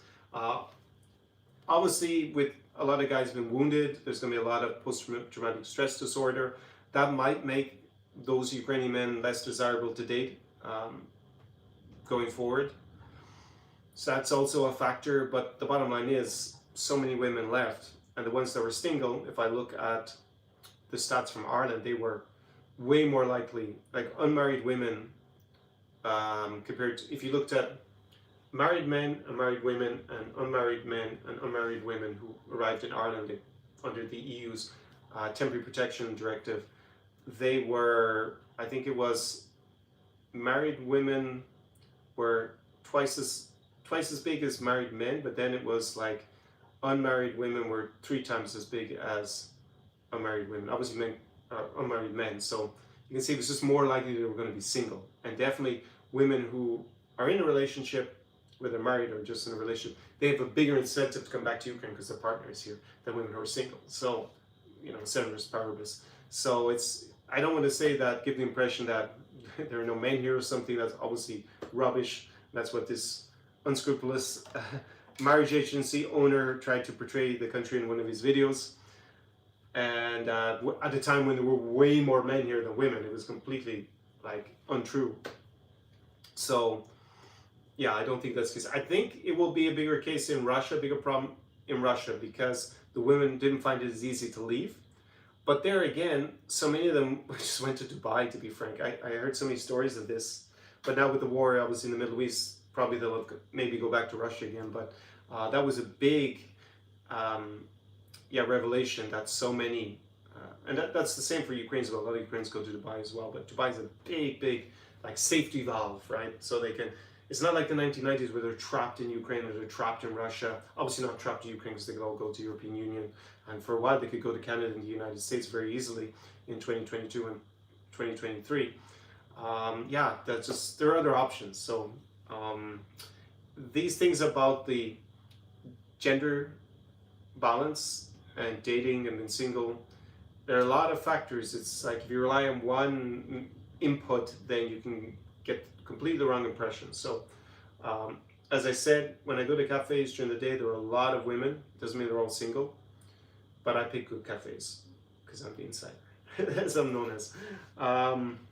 Mark says, what's going on in Russia and Moscow? You keep hearing the internet blackout. Yes, I went into that a little bit in my presentation. The internet hasn't been working very well. I think I left it out actually this time when I was saying, yeah, it's not only that they throttled these messaging apps and a lot of other social media platforms, they want everyone to go on this max where the government can eavesdrop on everything. The internet wasn't working, the mobile internet wasn't working in large parts of Moscow for the last 2 weeks. So a lot of speculation about what's going on. I think it's mainly just they're preparing for very unpopular decisions being made in Russia, and I think that's going to be another round of mobilization. Last time, the one time they did that, which was in the autumn of 2022, 1 million Russian men left the country, and they were more likely to be skilled and wealthy. So who knows when they, at this point with the, the war was in its early stages then, it's definitely, it's less popular, especially because they're not winning. So, like, you've already gone through the people who would have volunteered out of ideology. A lot of them would have already volunteered in 2014. Most of those people are probably dead or invalided because the chances of surviving in combat for that long are pretty low. And then you basically manage to recruit in nearly all the men who are willing to do it for money. And now you're running out of money. So it just leads to one conclusion. You're either going to have to stop the war, or you're going to have to go to mobilization and keep it going. Marcus, did you know what is a tractor show? In the UK, they call them vintage tractor fests or tractor rallies. Do they have tractor shows in Ukraine? I should know this because I'm sure there's the same thing in Ireland, but I don't think I've been to a tractor. You mean like a, what would you call it? Agricultural show. So you have a lot of competitions between the farmers and different skills, maybe showing off the tractors and buying new tractors. I think that's really, but you said vintage tractors, so I'm not really sure what it is. Maybe explain also tractor pulls, agriculture. Well, there's a huge agricultural culture here in Ukraine, but I don't know if it extends to tractors. But yeah, you send me your email, Mark, to be on the mailing list. So I guess you can clarify either here or by email. And also, if you are interested in coming here to Ukraine, it seems so. Seven Explorer says, I remember I could hardly get any money from the ATMs in Ukraine, like equivalent to $30 each time, so bring cash might be a good idea. Well, you can pay by card all the time. I haven't had to take a lot of cash out of an ATM at any point, so I didn't realize that that was an issue. But I guess if you're trying to take out lots of cash, normally they charge you a fee of like €1 or $2 to withdraw. And maybe each time that you withdraw, I think that's what you mean. So each time you could only withdraw like $30 worth of hryvnia, but then you just put back in your card and you take it out again. Yeah, that might be what's going on, but there's no limit really. They just make it annoying. And that I did have to do once before this invasion even. Oh yeah, that's the thing. It was also like that before. For a lot of the ATMs, they had this limit that you could take on one transaction. What did he say? Passport pros? Well, you can be a passport pro for sure, like in lots of passports, but passport bro, it's this phenomenon that I don't associate myself with. Yeah, someone describes men seeking relationships outside their home country, often citing dissatisfaction with local dating cultures and frequently sharing their lifestyle experiences on social media. Yeah, a lot of it's been associated with sex tourism, so paying for sex abroad and exploitation of women. Some of the leading creators, maybe that's not the bulk of the guys who identify with the movement, but the creators, a lot of them are pretty seedy. So yeah, and they're lowbrow, a lot of it. A lot of them are just basically advertising or advocating for paying for sex abroad and super cheap and pretty misogynist in general, a lot of them as well. So that's different to lifestyle arbitrage, where you're not necessarily looking for the cheapest place to stay with the most desperate women, to put it simply, which is more in line with passport pro mentality, what I see with these creators. Yeah, no wife, great life, someone says. I don't know about that. Is life better without a wife? And then someone saying, I'm seeing it in German, absolute Freiheit, keine Ahnung. For sure, freedom, no idea why someone would look for a wife and you can have girlfriends. Yeah, it's a personal decision whether you want to have many consensual relationship with other adults or you want to have just one monogamous relationship. Later Grace says, West Ukraine is better than the center for dating. Can you confirm this? Again, I need more info probably on your profile. That's why I guess I have the consultant goals and now the insider, New Europe Insider AI, so you can ask it. But West Ukraine is better than the center for dating. When you say the center, where do you mean? You mean Crimeans, Poltava, Dnipro? I think it's all good if you have a reason to be here and provide value. It's like, I think Odesa's always been the city that was probably the worst, because you just had so many moronic foreigners, delusional foreigners coming here, getting scammed. So you had a big scam culture back in the day. I mean, that doesn't exist anymore because there's invasion stuff. And yeah, just it was a city in which a lot of girls just had a poor opinion of foreigners as a result, because that whole industry, and just a lot of desperate men coming here, especially during the summer. So I think the city was always the hardest. So it's probably I still think that's probably the same today, compared to being in Lviv, compared to being in Kiev, compared to being in another city, whether it's Dnipro, Zaporizhzhia. I'm sure there just aren't any. If you're coming as a foreigner and you have a reason to be there and you provide some value, you're not some desperado, I think it's all good. Yeah, again, I need more context, because do you speak Ukrainian? Do you speak Russian? I mean, these are all pertinent questions. What's your age? This guy's, it looks like a Polish, maybe, named Saveksin. He's 74, from the US, looking for a wife. Looks like I'm the last person who should come to Ukraine. What can I say? If that's your only reason to be interested, then yeah, I think that's a bit ridiculous. There was in one of these romance stores a guy, I think he was 72 or 73, who they got a testimonial for. I mean, I guess you've already had a good long life at 74. Probably shouldn't be worried about the safety thing, even less at that point, I would say. But again, it's all contextual. I wouldn't say the fact that you're 74, American, that it's a problem, in spite of the Trump administration and their policies with Ukraine. It definitely hasn't helped the American image, but I think it's still fine if you come to Ukraine as American. I think most people probably just assume you support Ukraine full-heartedly if you came here during the war. Like, are you of Ukrainian descent? It looks like you have a Polish name as a handle. Do you speak Ukrainian? Do you speak Russian?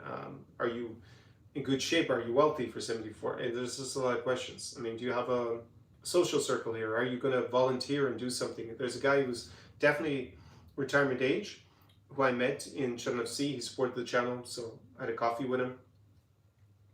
You know, when I was making a lot of the videos reacting to Russian propagandists or pro-Russian propagandists back in 2022.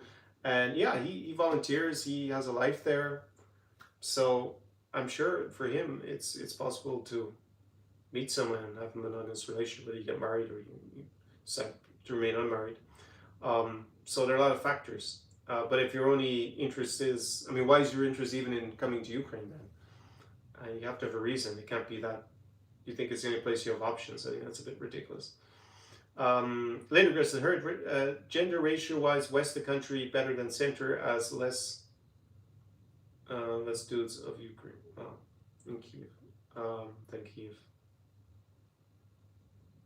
Yeah, I'm not really sure I follow that message. Maybe elucidate a little bit there on that, expand on it. Sanvin says that he would go to the Philippines to meet young women. Well, it depends on what you're into. I did get feedback from a guy I met in Moldova. He was 40 years of age, British. I think he was taller than me. So I'm 178. There's nothing, you know, he didn't have any defect that I could see. So he must be of reasonably high value. He had an online job, so he could work from anywhere. And yeah, he struggled in Moldova. Didn't speak any Romanian or Russian. Didn't have a local social circle.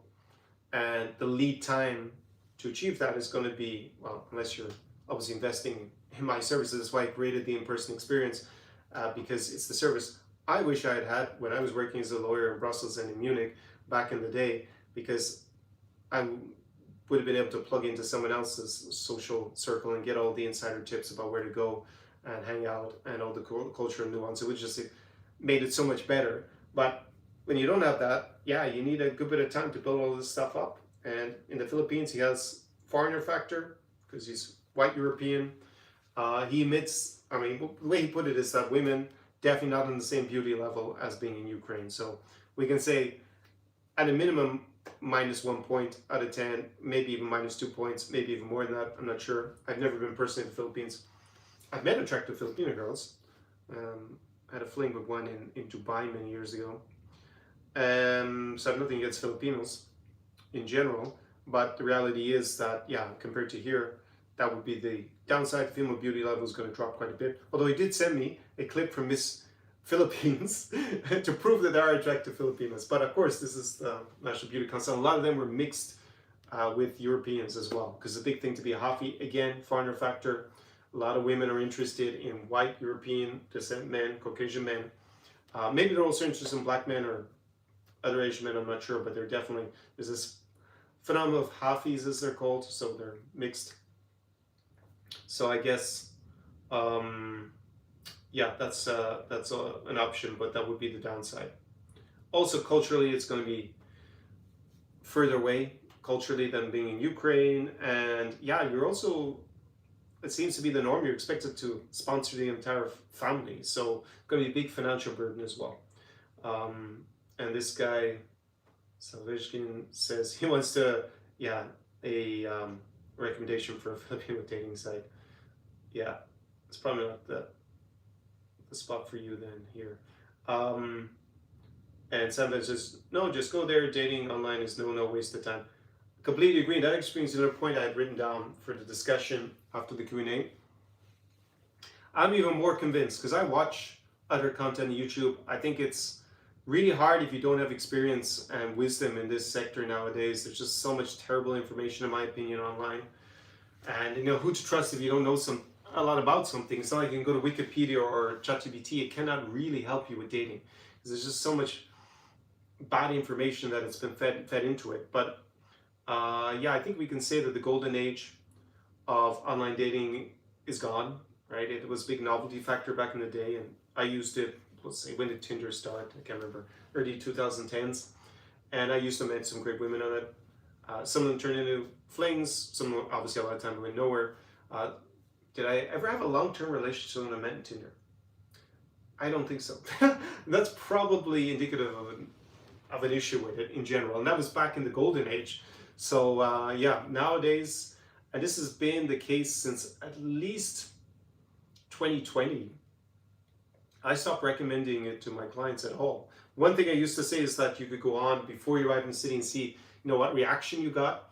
But I think, because I remember talking about it with Paul in 2023, and he was in some of my videos as a client who was here with me in, well, we were together in Ukraine. We were in Kazakhstan together and in Latvia. I don't know if we met anywhere else. And he was saying that it was like -2 compared to real life when we go out and socialize, what he meet on these apps. And he met his now fiancée online, but not on a dating app. He met her on a language learning app. And I actually also, I used to have a language learning blog, so I tested out a language learning app many years ago. And I was just testing it out just for a day or two, just to write a review of it. And then it turned out that one of the girls I was talking to, she was actually Russian and living in Riga as a student. And I actually had a flight to Riga like a week later. I was doing a job interview. I was still working as a lawyer at the time when I started the language learning blog. Well, I started language learning and then went back to work for a lawyer for a while. So yeah, I met up and we hooked up a few times. I actually went to London this year. But yeah, there you go. You can meet people on language learning because it's not a dating app. So yeah, on the dating apps in general, it only suits a few profiles, even if you go the ones that are more exclusive like Raya. And I don't see any evidence to contradict that. I think there's an issue if you go to anything that's explicitly dating related. That can be speed dating. I went to one as an experiment in Minsk in 2019. So it's Minsk. One would think it's going to be great. There was only one girl I was attracted to at the speed dating, and she didn't even reciprocate because at the end you could exchange contacts or whatever way they had it. They send you, and she wasn't interested because the whole thing was complete waste of time, obviously, from that point of view. But it was an interesting social experience to do once and see the dynamics. So again, it just a singles event.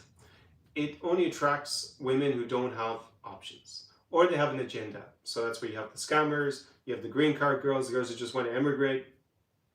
one of the other matchmakers trying to misrepresent what a green card girl is, as if they don't exist. But it's girls who have this desire to immigrate, normally to the US. That's what we call it, a green card girl. It could also be to the Canada. I guess now that it's so easy to move to Western Europe as a Ukrainian doesn't exist, but it could be for a Russian or Belarusians can also move pretty easily nowadays. They can just apply for a visa in Poland or Lithuanian. They normally get it straight away, so it's no problem. But it's this phenomenon that they really want the immigration, and that's the big attraction. So that's something you also should avoid. I mean, there's a small chance, I guess, that love will blossom, but if that's one of the main factors, that is very high risk. After a few years, after she's got residency, as I like to tell in these live streams, there was one client I had who went with a guy who was on a romance tour here in Odesa. This is like 15 years ago, but he'd also done the same thing in Russia. And obviously the first marriage to the Russian didn't work out. Also the second marriage with the Ukrainian on the romance tour didn't work out. And he had a quote that the best sex was in the 3 months before they got their green cards. So avoid green card girls. But anyways, back to all these, anything that has dating written on it, singles event, it's not going to attract women with options. They will feel like, yeah, I'm not going to go to a singles event because it's kind of for losers. That will be their mentality. I've talked to girls about it. So it just doesn't work. And I think dating apps have gone the same way. I think there was a time where everybody was on dating apps, like 8, 9, 10 years ago. But now there's just less and less quality on them. I'll give you another example. I did a live stream on a channel called Alex Playing with Fire. It's like, because it was mainly we were talking about the Russo-Ukrainian war, because he was born in Belarus. His name's Alex. I think he has some Belarusian name like Videnchik or something like that. And he was surprised when I told him if he speaks Russian and he's from Belarus, then he should come to this region. You do very well.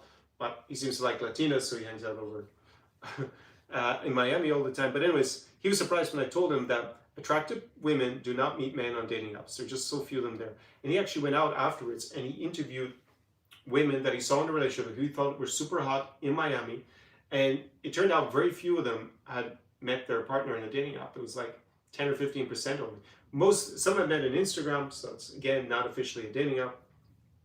And most of them met in real life, because desirable people have a lot of options because they're getting hit on all the time, especially women more than men.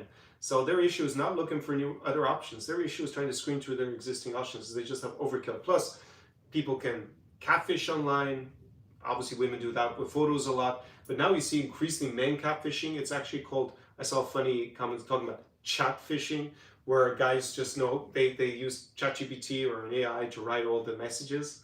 And yeah, a dating coach who I shot a social experiment video with back in 2019 in St. Petersburg, James Tusk, he was saying that he had a client that had such an amazing dating profile, but on all the dates were going nowhere because he was showing up, and then of course his assumption was, or his interpretation was, the women were super disappointed because he was basically doing a kind of catfishing in terms of his profile. And you see a lot with that with guys who they hire people to text for them. Yeah, that's chat fishing. So yeah, it's just a mess. I even saw that, I think it was Hinge, they are actually starting to organize events but that's to meet in person. But the whole idea of the apps is that you wouldn't have to meet people in person. So now they just become singles events. But again, singles events don't definitely not attractive women in general. Of course, you have exceptions. A guy used to come on and troll a bit on his live streams. He stopped annoying us here, but he sent me privately a clip from Bucharest where he went to a Ukrainian singles event, which was basically Ukrainian women, mainly left with the war. This is probably in 2023. And then foreign guys, not Romanian guys, they didn't seem to be Romanians, they seemed to be foreigners, who apparently have little luck with the Romanian women. So they were hoping, I guess, that the Ukrainian women would be less demanding.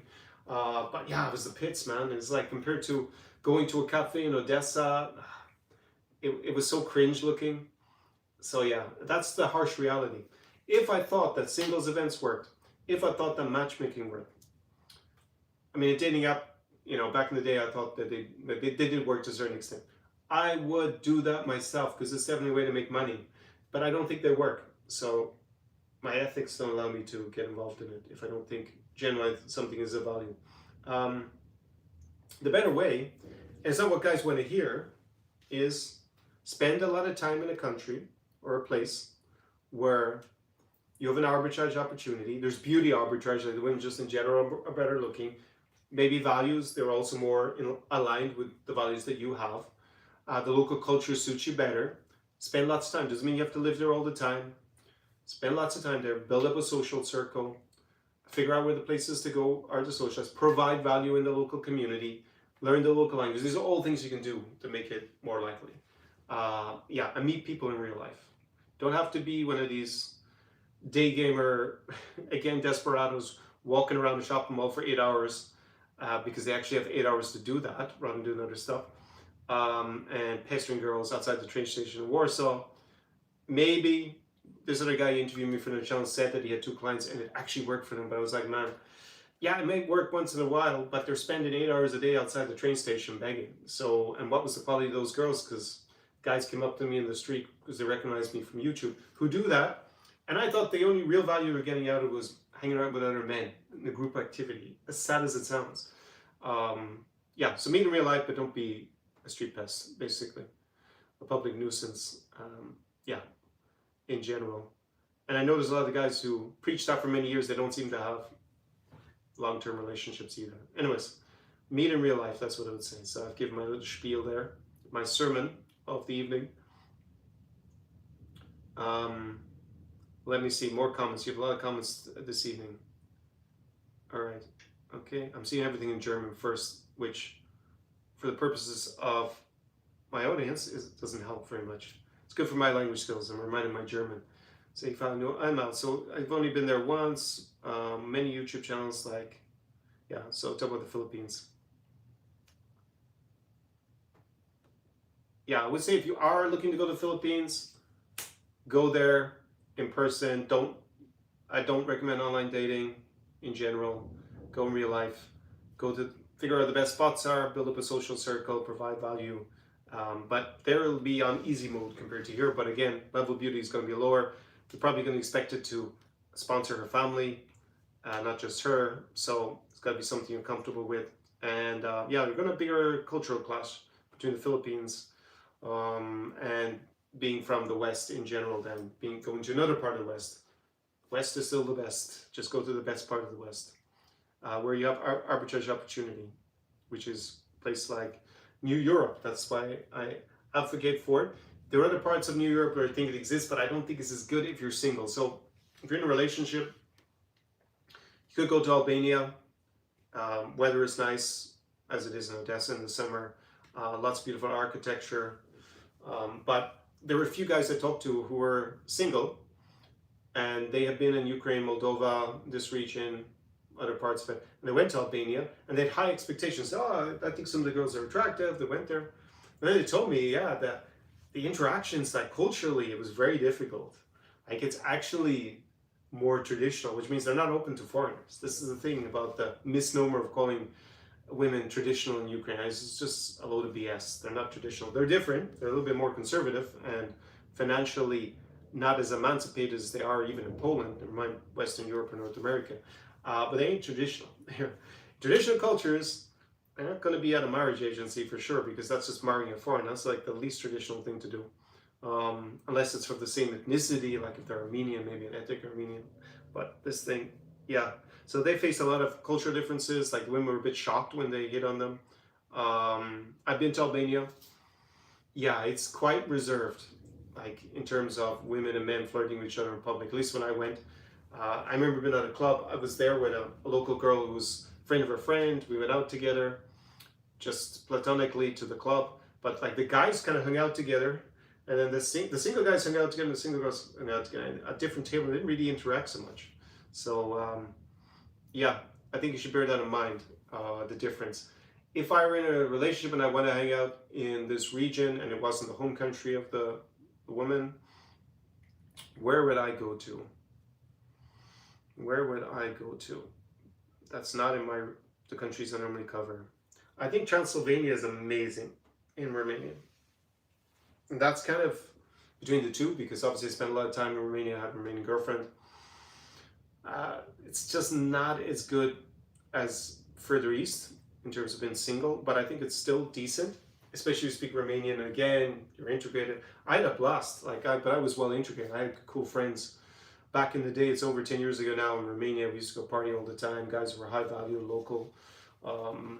Yeah, so we went to the best places. So I had a great time. I met lots of fantastic Romanian women as well.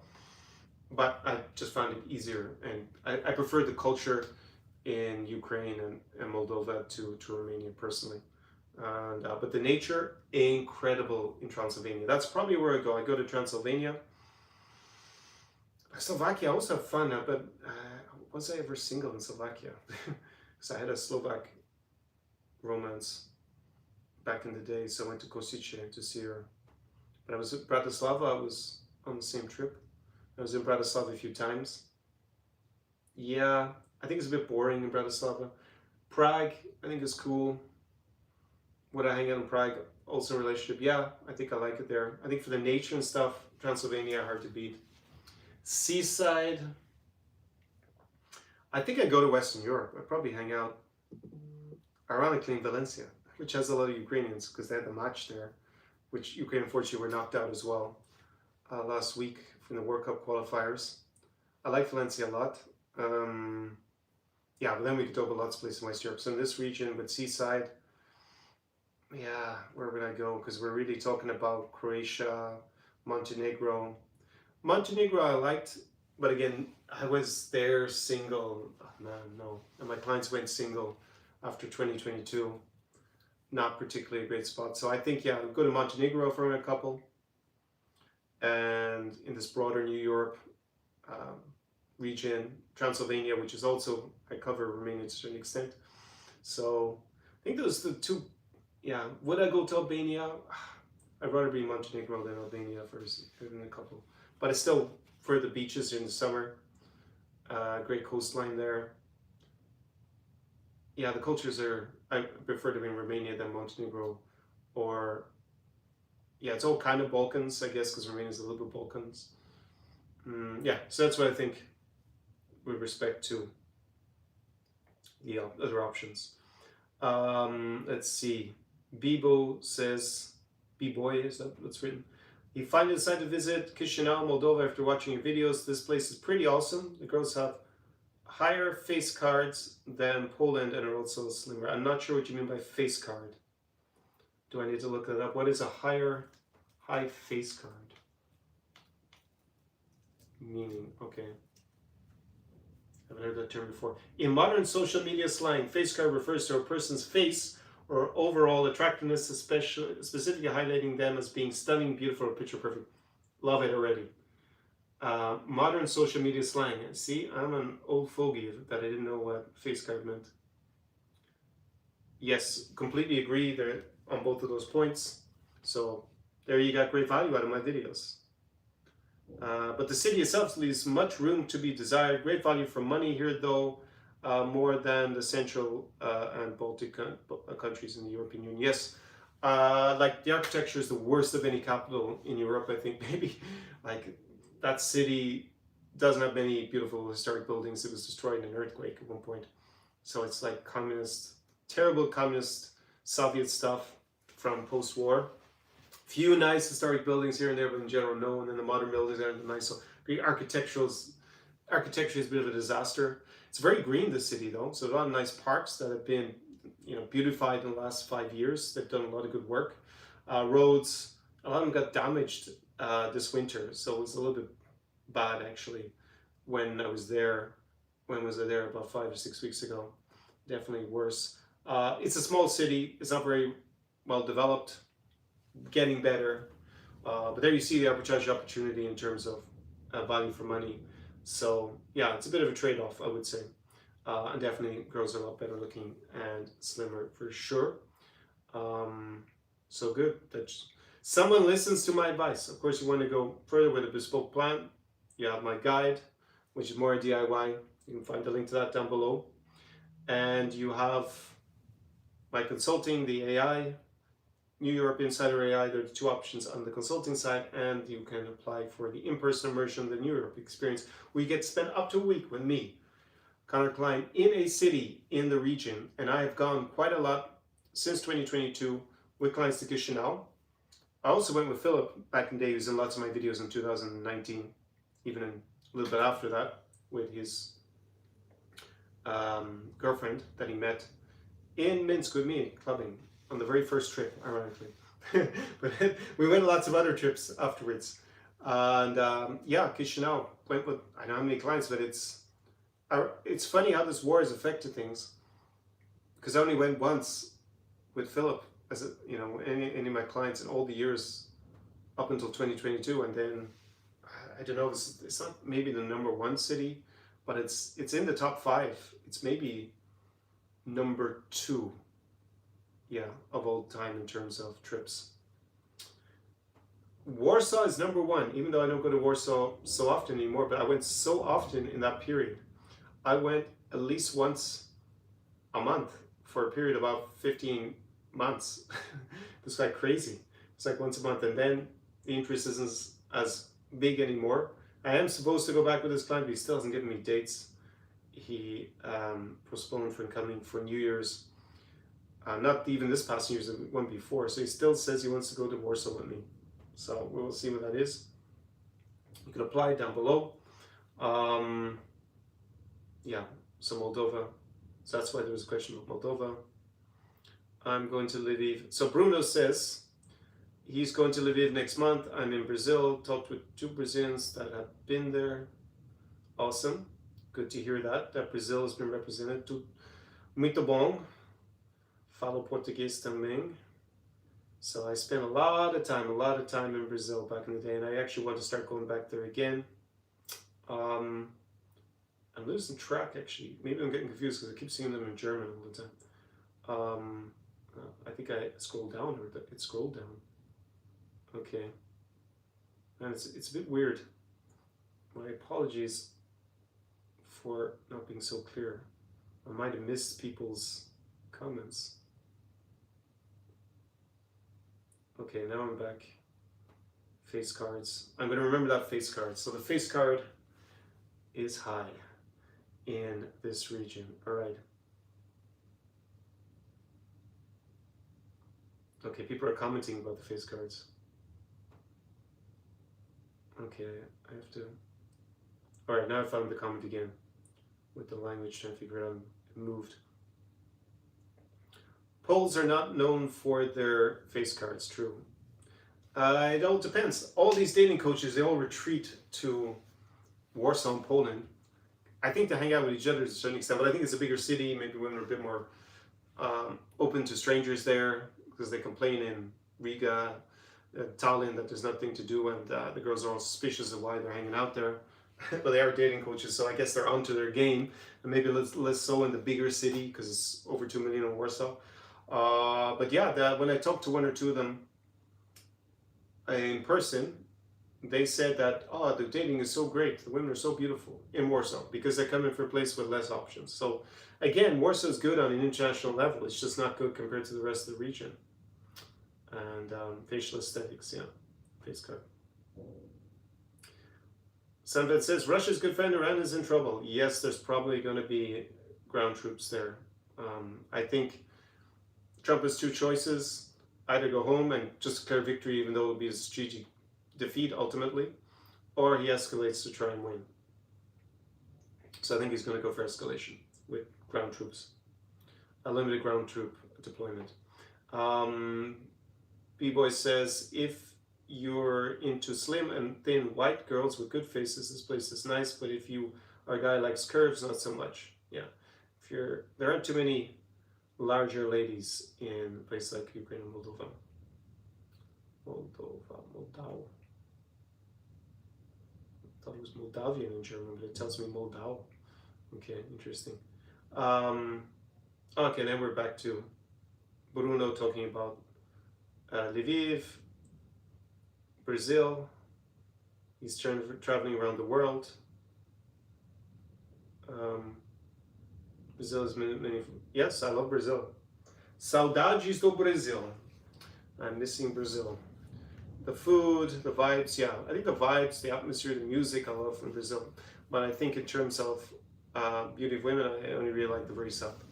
Although I had a good time also in a place like Salvador. Back in the day, we used to go for carnival.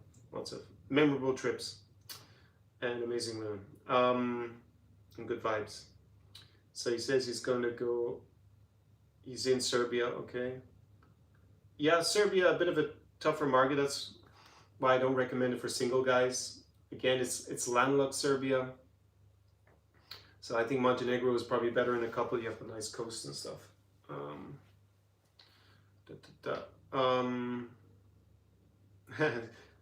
Ukraine can't be the first destination for anyone. Though that's true because you can't fly in. You're gonna have to, unless you're, yeah, you're gonna fly your private plane and risk getting shot down. Then you're probably gonna have to fly in. You're gonna have to reach somewhere else in the region first.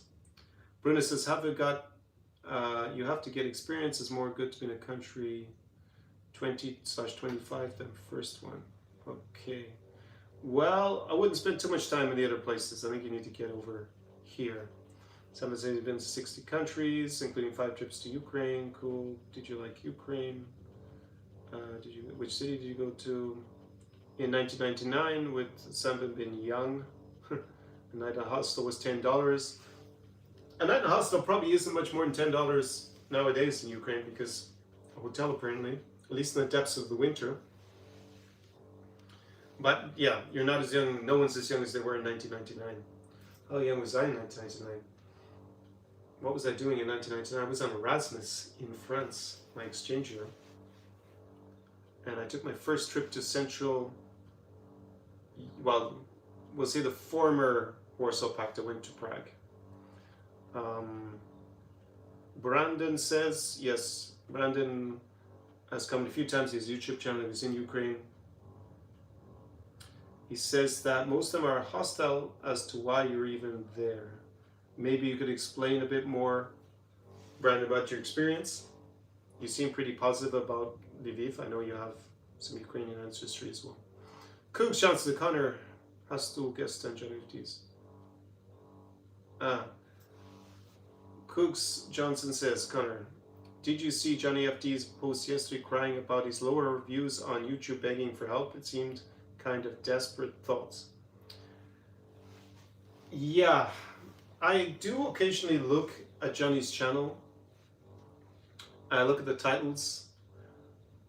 I don't watch his content very often anymore. He doesn't do anything that gets a reaction out of me, unlike a few years ago, except when he went to Moldova, but that was sent to me as well by a client because he's so outraged by it. But I was wondering about his business model because I looked mainly at other channels for business purposes, like how are they making money, if there's any ideas I can glean from just looking at the stats or what they do for business.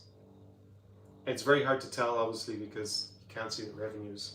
But on YouTube, you can see the number of views. So his buddy Ben Rich, Bald and Bankrupt fame or infamy, he, you know, you can estimate more or less. I mean, he gets millions of views per video. So over the years, he's made millions out of it for sure.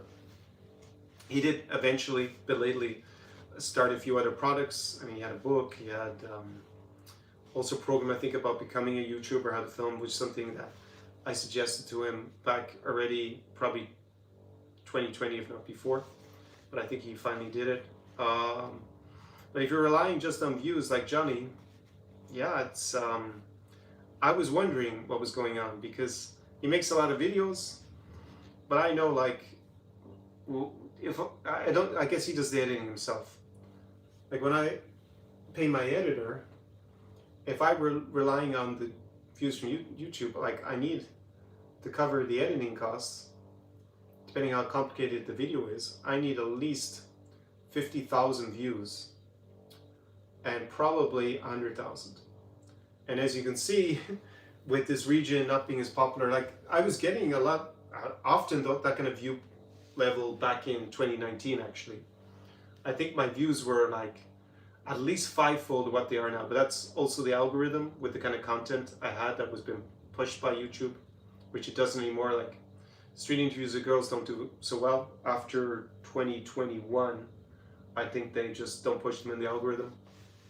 So I repeat the same videos, but they still only got 10% of the views, those street interviews. That's why I stopped doing them. because they weren't getting the same push, so it wasn't helping the channel.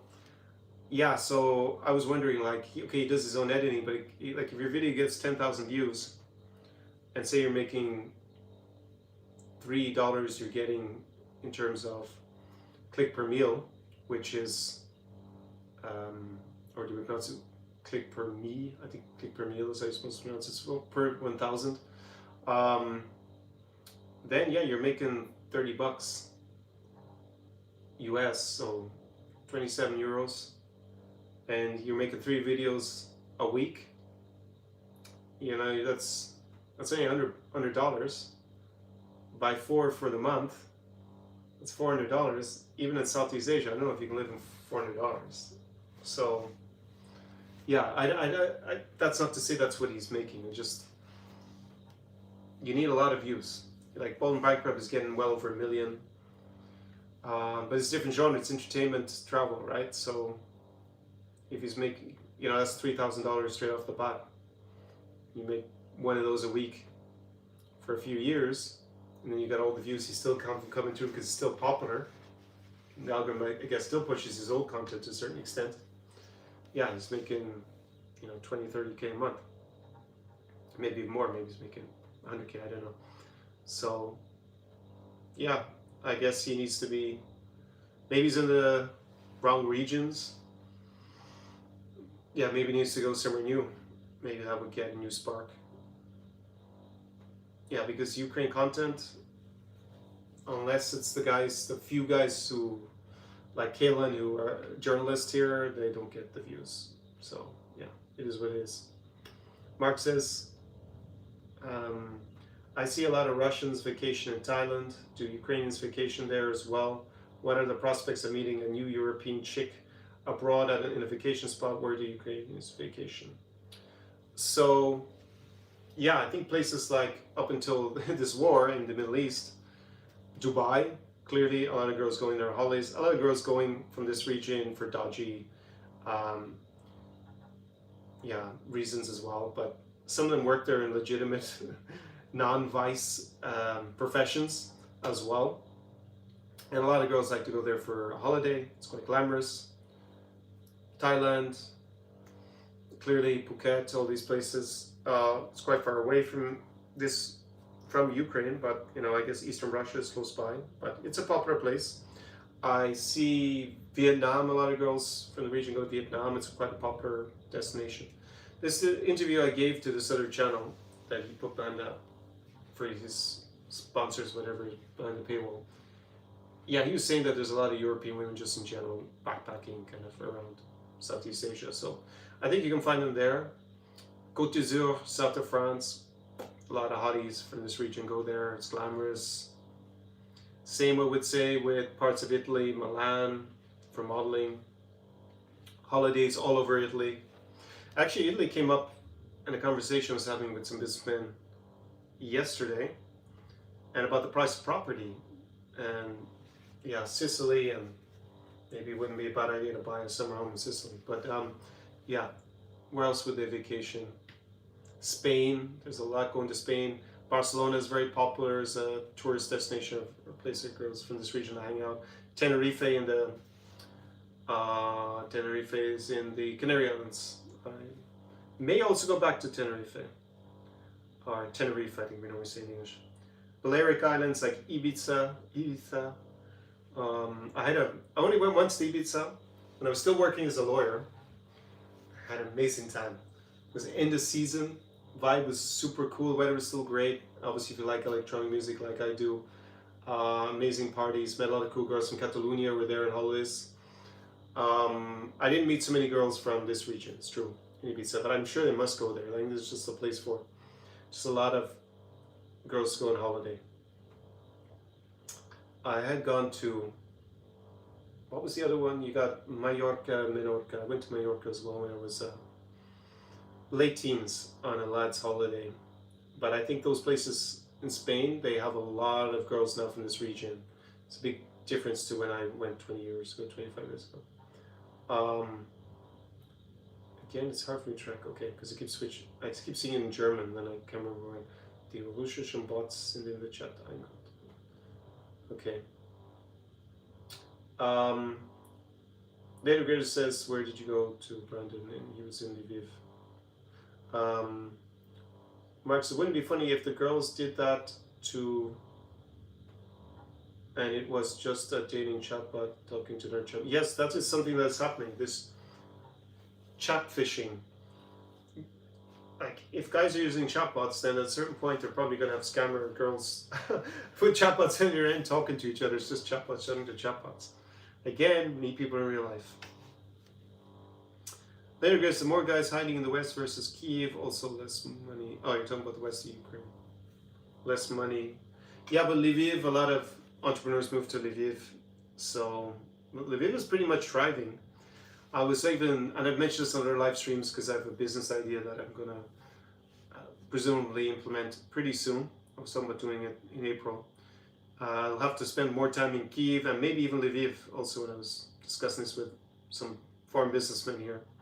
This past week, they were saying, well, isn't it a lot better than Odesa for you? And I quipped that Odesa is not, it's a bit unintellectual as a place compared to Kiev and Lviv. It has the port for business, it's tourism, yeah, but it's not, culturally, Kiev and Lviv are a bit stronger, I think, and I think for business as well. A lot of entrepreneurs move to Lviv. Someone says, watch out for vampires. I guess you were talking about when I was talking up Transylvania.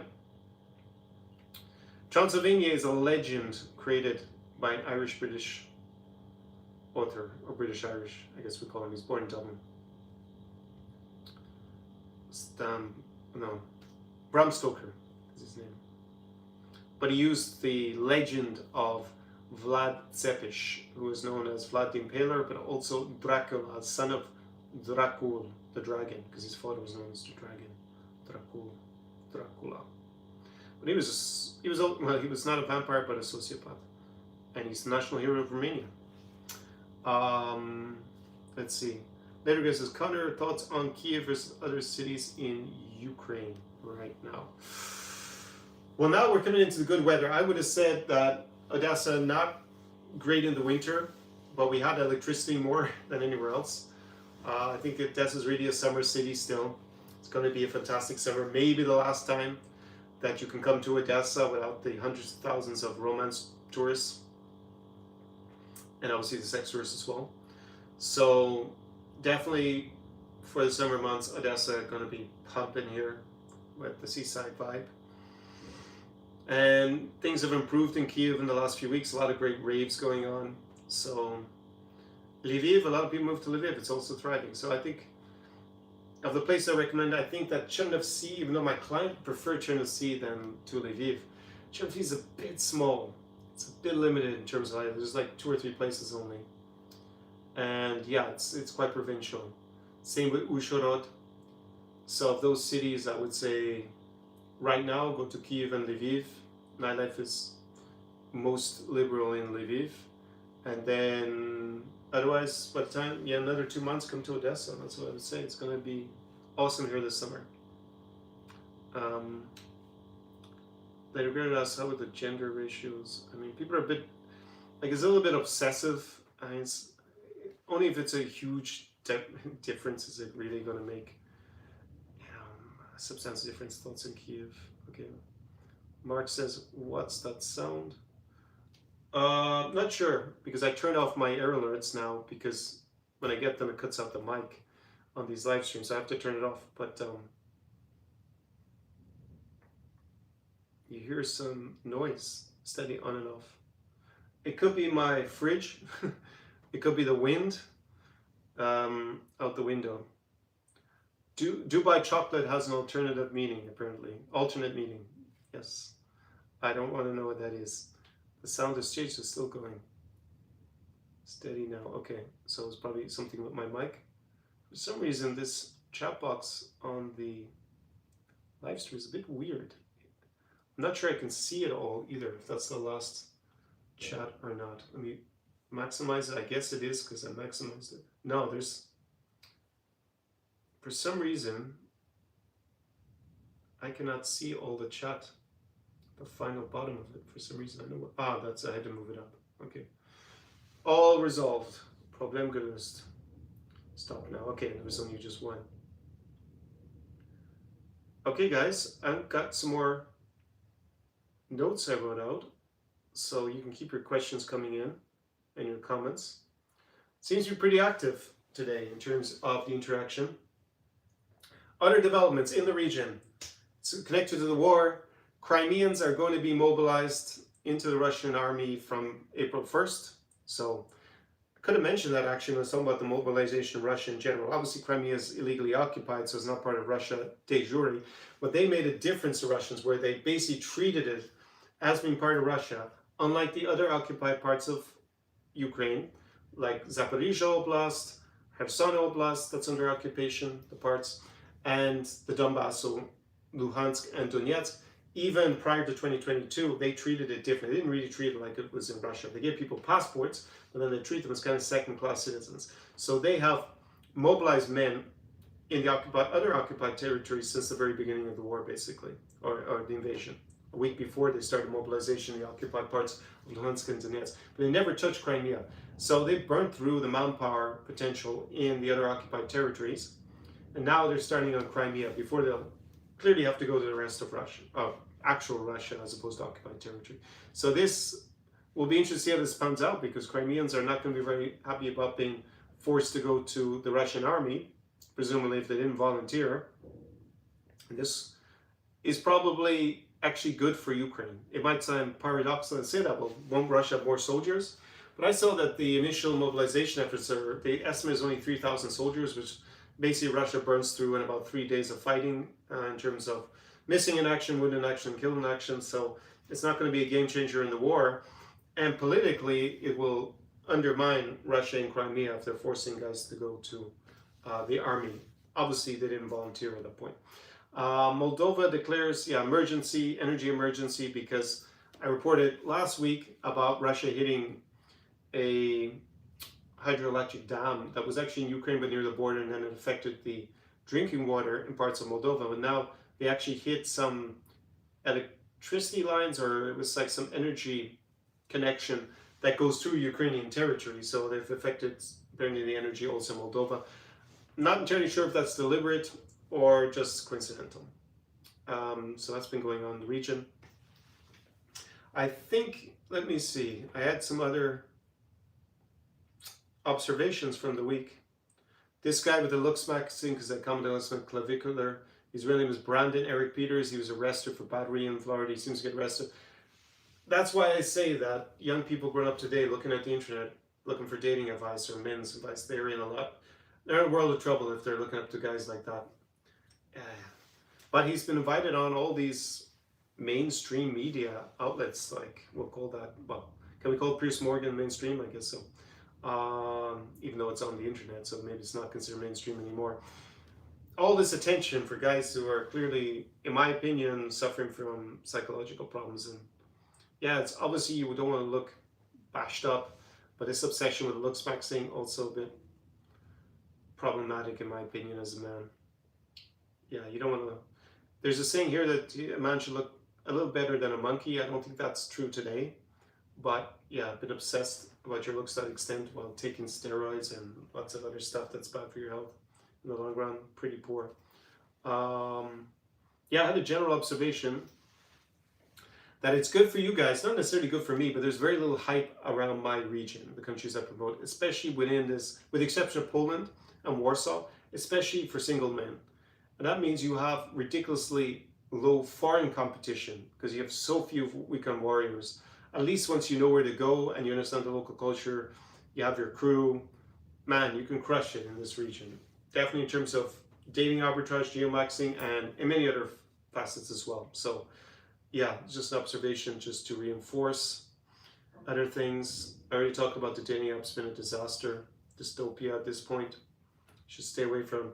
But again, just to re-emphasize if you missed it earlier, that goes for anything that has a label of a dating event. Singles events, speed dating, it doesn't attract women with options. In general, just go to a nice cocktail bar instead. Go to a nice cafe if you don't. You don't have to drink alcohol at any of these things either if you don't drink alcohol. Loud music, I know that's not for everybody. or electronic music, but I find them great events to meet lots of beautiful women as well. At the moment, I'm always fed Ujel's clips on YouTube. He's a big DJ, and he has lots of videos with pretty girls in the background in his DJ booth. So he has this kind of Afro-Latino electronic vibes, and it's quite popular at the moment. He's a French DJ from Marseille. Yeah, I've already bashed the matchmaking enough for one live stream. Again, I may do another interview with Yelena. I'm undecided about it. It just seems to be more legacy, because a lot of you guys, you were exposed to it. If you've been watching me for 5 or 6 years, there was more of an overlap with it back in 2019 or 2020 than there is today. It's just most of them seem to pivot away from Ukraine. Those that do, they keep the Ukrainian brides branding, but you never know what kind of women are actually there, what the nationalities are. A lot of them pitching out the immigrants, so the women who've gone, not necessarily even Ukrainian, they could be from lots of other countries. They seem to be promoting it to Russian speakers, and it's basically women over 40 in general. So yeah, not that there's anything wrong with being over 40 and being a guy over 50 or 60, but there was a comment when I did this interview to as a high integrity social skills Giovanni. He quipped, or he commented that his perception of matchmaking here was that it was boomers, so men over 60. And I was a bit taken aback, but that was like, no, it's going to be even lower than Gen X, right? And it's definitely Gen X, as well as, I mean, it can also be boomers. But now when I think about it, reflect on it, I used to advise guys that, yeah, if you're looking for a woman under 30 who's attractive, no kids, I just don't go to matchmaking. Chances of her being there are very low. And I would say I'd up that to 35. It could really be 40. So, yeah, they don't seem to promote big age gaps there, with the Ukrainians at least. So I guess if you're a guy in your late 40s, 50s, maybe 60s, then yeah, it can make sense. Maybe a woman who's 10 years younger, who's in her 40s or 50s. But yeah, if you're outside of that narrow band, then it doesn't make sense. And again, all online dating is weak nowadays. Anything labeled as a dating event, also going to be weak. So it's just, yeah, I think it's kind of gone as a mass industry. So, but a lot of you, I know that you were exposed to it, and you send me videos and of Joe, yeah, in the Philippines.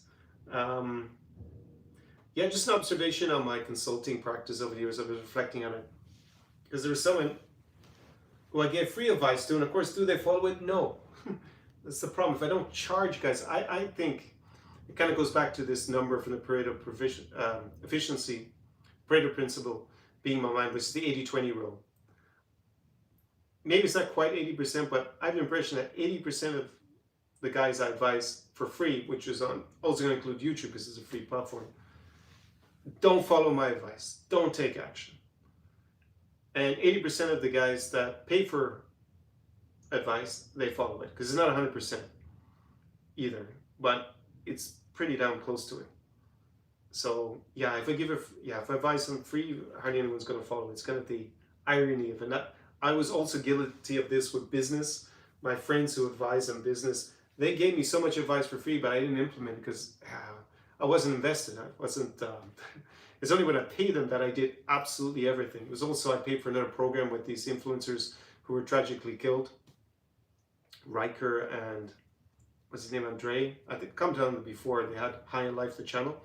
But man, because I paid for it, I showed up on every call on time. I took action massively. So yeah, it's kind of the virtues of paying for advice. Most of the time, it's going to make sense. So there you go. That's my observation. Yeah, because it's, anyways, I don't want to go into too many details about this one particular person, but yeah, I shouldn't have given him any free advice because he doesn't follow it. It's kind of frustrating. If you do pro bono dating advice. Is feminism really to blame for the bad dating American West? That's the question I had. It's a minor. My impression is that it's actually pretty minor at the end of the day. It's just something I saw in a video from another Troy Francis, this guy who was talking about it in a video. Here in Ukraine and in the broader region, there isn't much radical feminism. I would say it's maybe because the women aren't so financially emancipated, maybe like the 1990s, maybe like the 2000s, maybe you could say in terms of feminism, like it was in Ireland for sure, or Western Europe. I think it was more like you don't have so much radical feminism. But I did talk to another influencer who I'll probably interview, but I won't say his name because it's a private conversation for now, but I think he'll talk about it on camera. He is quite good looking, obviously has the profile from being an influencer, and yeah, he complained that the younger girls he was dating, so girls between 20 and 25, hipster girls from Kyiv, that he called them feminists. So even here in Ukraine, I mean, I don't think they're radical feminists, but definitely they're more emancipated. And I come to another live stream. So the only upside was that they paid for stuff. So I wouldn't call it radical feminists in here. I think they're more second wave feminists, maybe up to third wave, but they're not the fourth wave feminists for sure. Anyways, that's one cultural difference. Let me go back to the comments. It's annoying. They changed something in the interface here. So my user experience isn't as good because it's fine if I read it in German, but then I get it translated for you guys. I don't know why it's in German either. I don't have my language in German on YouTube, but it's decided that I'm German speaking.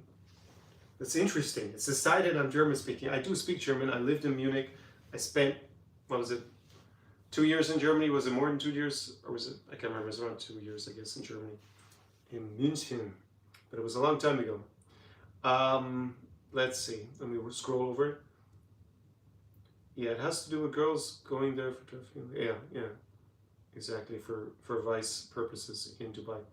Johnny says, do you think now is a good time to buy property in Ukraine, and which cities would you recommend? That is something that we'd have to dive deeper in on a consulting call to give you really bespoke advice about it, because it's quite complicated. Or if you want to come here in person as part of the in-person experience, that's something that I help clients with. So become a client basically. But the freemium version, you're going to get more of a premium price if you go somewhere in the west, which is far from the front lines. Like the prices there are at least at the level of 2021. Like here in Odesa, it's pretty much 2021 level. There was a time where you get like a 30 or 40% discount. Dag, the guy I interviewed, who I'll publish presumably this week, he invested back in 2022, I think. Yeah, it was in 2022 and 2023. And yeah, he got 40% discounts on luxury seafront properties here in Odesa. Now you're not going to get those discounts. And then if you go to the west of Ukraine, the price actually gone up since 2021. The big thing is, like, obviously you go somewhere near the front line, it's going to be peanuts basically at this point. Yeah, so it depends on your risk profile. What, I can advise you on the geopolitical risk, obviously, since I have a background as in international relations with this region at from the best university in the world, SAIS, School of Advanced International Studies of Johns Hopkins University. As I said before, some of the leading commentators on the Russo-Ukrainian war that came from they also went to my alma mater.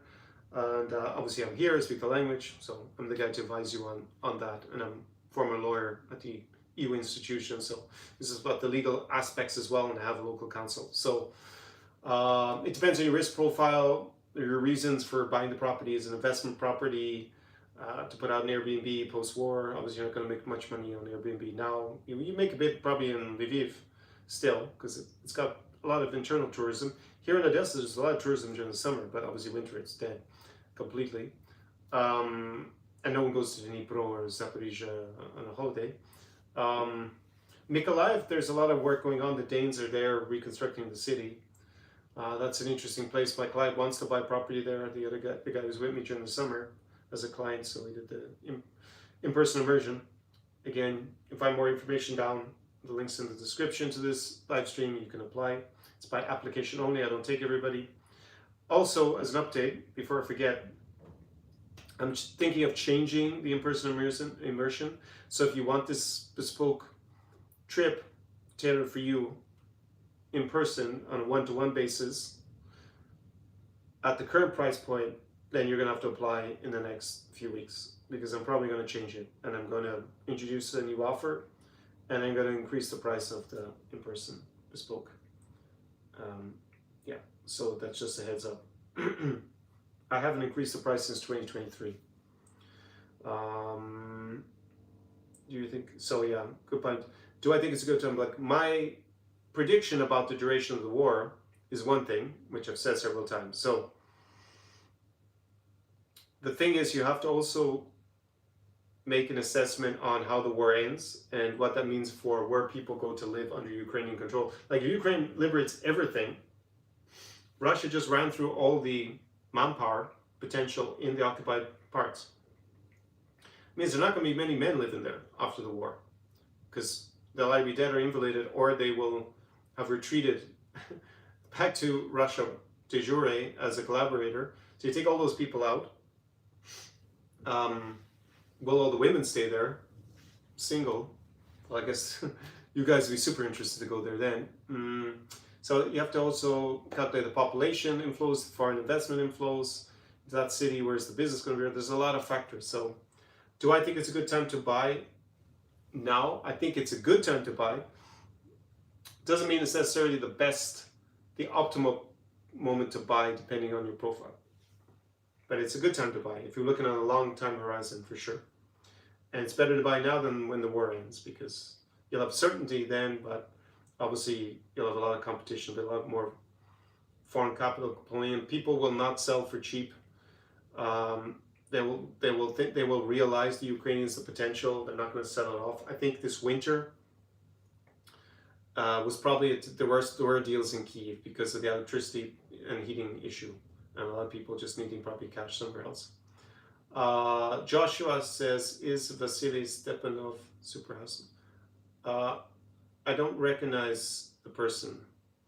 Who is Vasiliy Stepanov? Maybe I'll put it into the Google. Vasiliy Stepanov. He's a Russian actor. I mean, maybe ask some girls. I can't say that I find him super handsome, but, you know, as a straight guy, that's probably not worth very much. John says, hey John, we know each other for a long time. Is there any way to help a lady friend and her daughter escape from Russian occupied Luhansk Oblast, escape to the West, Ukraine or Europe? We still correspond since the invasion, when she can connect. Yeah, you're free to obviously write me on that as well, John. And because we correspond occasionally by email. Yeah, there are ways to help, but it depends a lot on her circumstances. I don't think it should be, because she's female as well, she's not eligible for mobilization. So it should be possible to get out. I mean, you would have to go first to Russia proper, actual Russia. You won't be able to come across the line to Ukrainian lines. I think that's almost impossible. That was possible at the beginning, but that hasn't been possible for many years, I'm pretty sure. And then you'd have to leave via a third country. That could be via Estonia, or Latvia, the borders there, Narva. A lot of Ukrainians go out that way, or they go to Georgia. So to get to the European Union, the actual West, because obviously Georgia has a pro-Moscow government at the moment, but I don't think it's a problem if you're a Ukrainian refugee transiting through it. But yeah, the quickest way would get to a town in Latvia or to get to Narva in Estonia, I would say. But feel free to write me about it, and we can either have a consulting call or an email exchange. Marcus is handled. It's a glitch. I've seen it happen in other channels. Okay, I don't remember what that's referring to.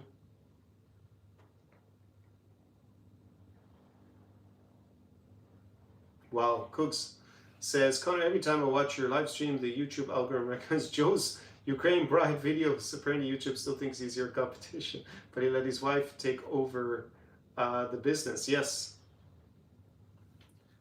And his channel still ranks for one video, one topic that amazes me. And I'm going to definitely have to produce content to rise up above him in that. I know. I rank super high for Move to Moldova. I dominated, but that's about the only thing I seem to dominate anymore. on the YouTube ranking and search. But I think a lot more of the views come from recommendations. So yeah, that's a problem, that it's still associating us together, because there isn't so much of an overlap nowadays. He hasn't been in this country for over 4 years. He's pitching Filipinas.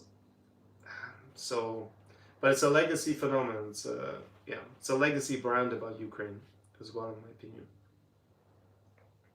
Who does Ukraine import oil from? Good question. I guess we're getting it on those. I actually don't know the answer to that. I don't know how much of it is domestically produced. I don't think it's massive with this war.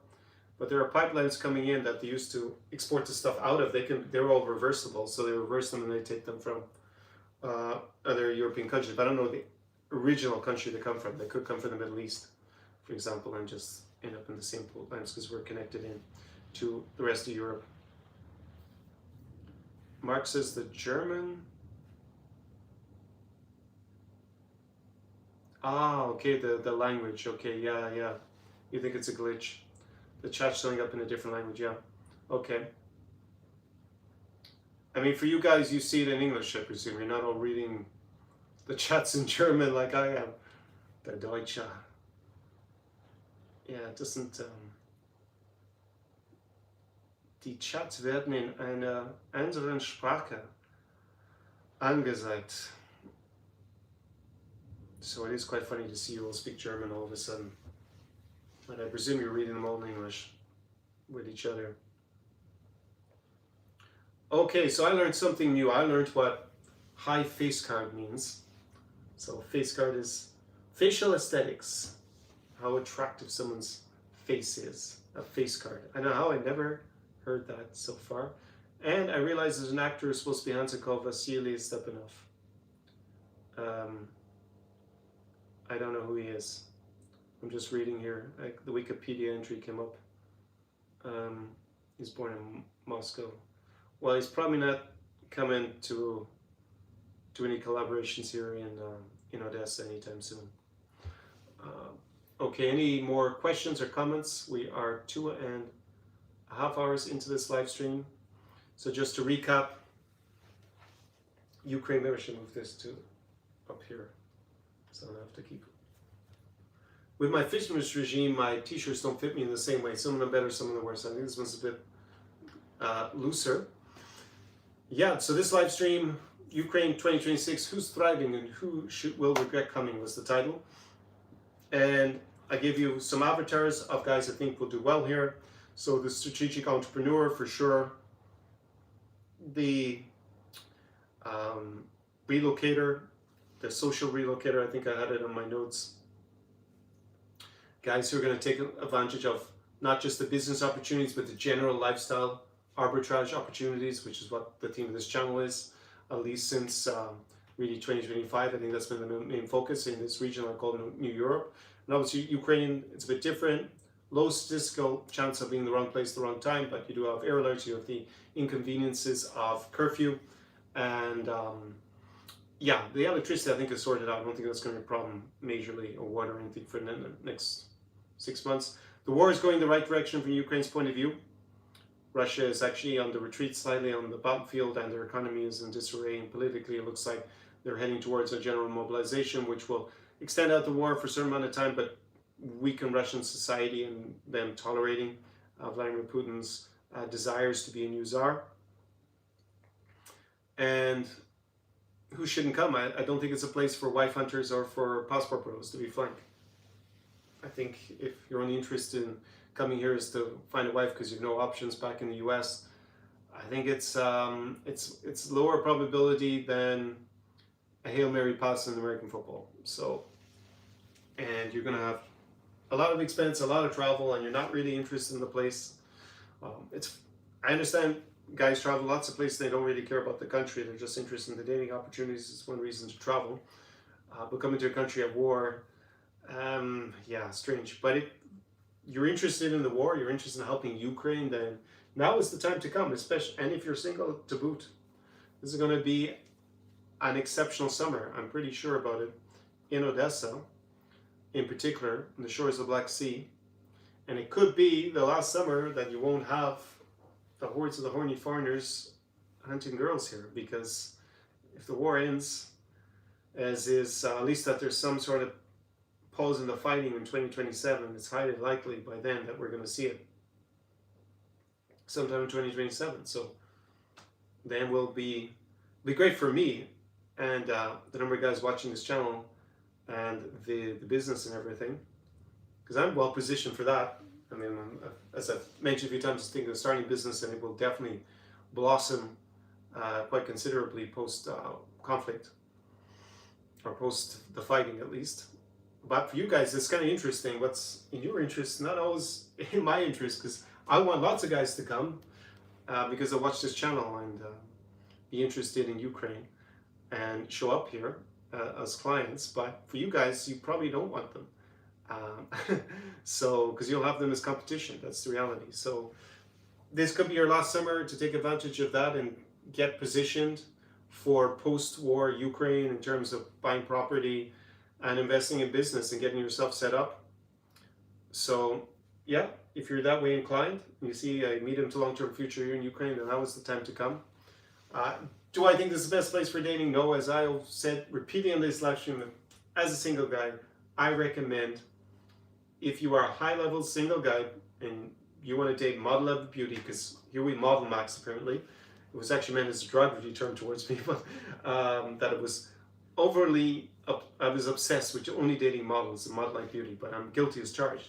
And my clients, again, as I said in the last few live streams, when I think about it, disproportionate number of them end up marrying or having families with models, having long-term partners or models, for former models. So it's definitely something that I guess I focus on in this channel. In any case, this is the time to come to Ukraine, compared to post-war, because then you'll have all the foreigners coming here. But at the same time, I recommend going to Riga.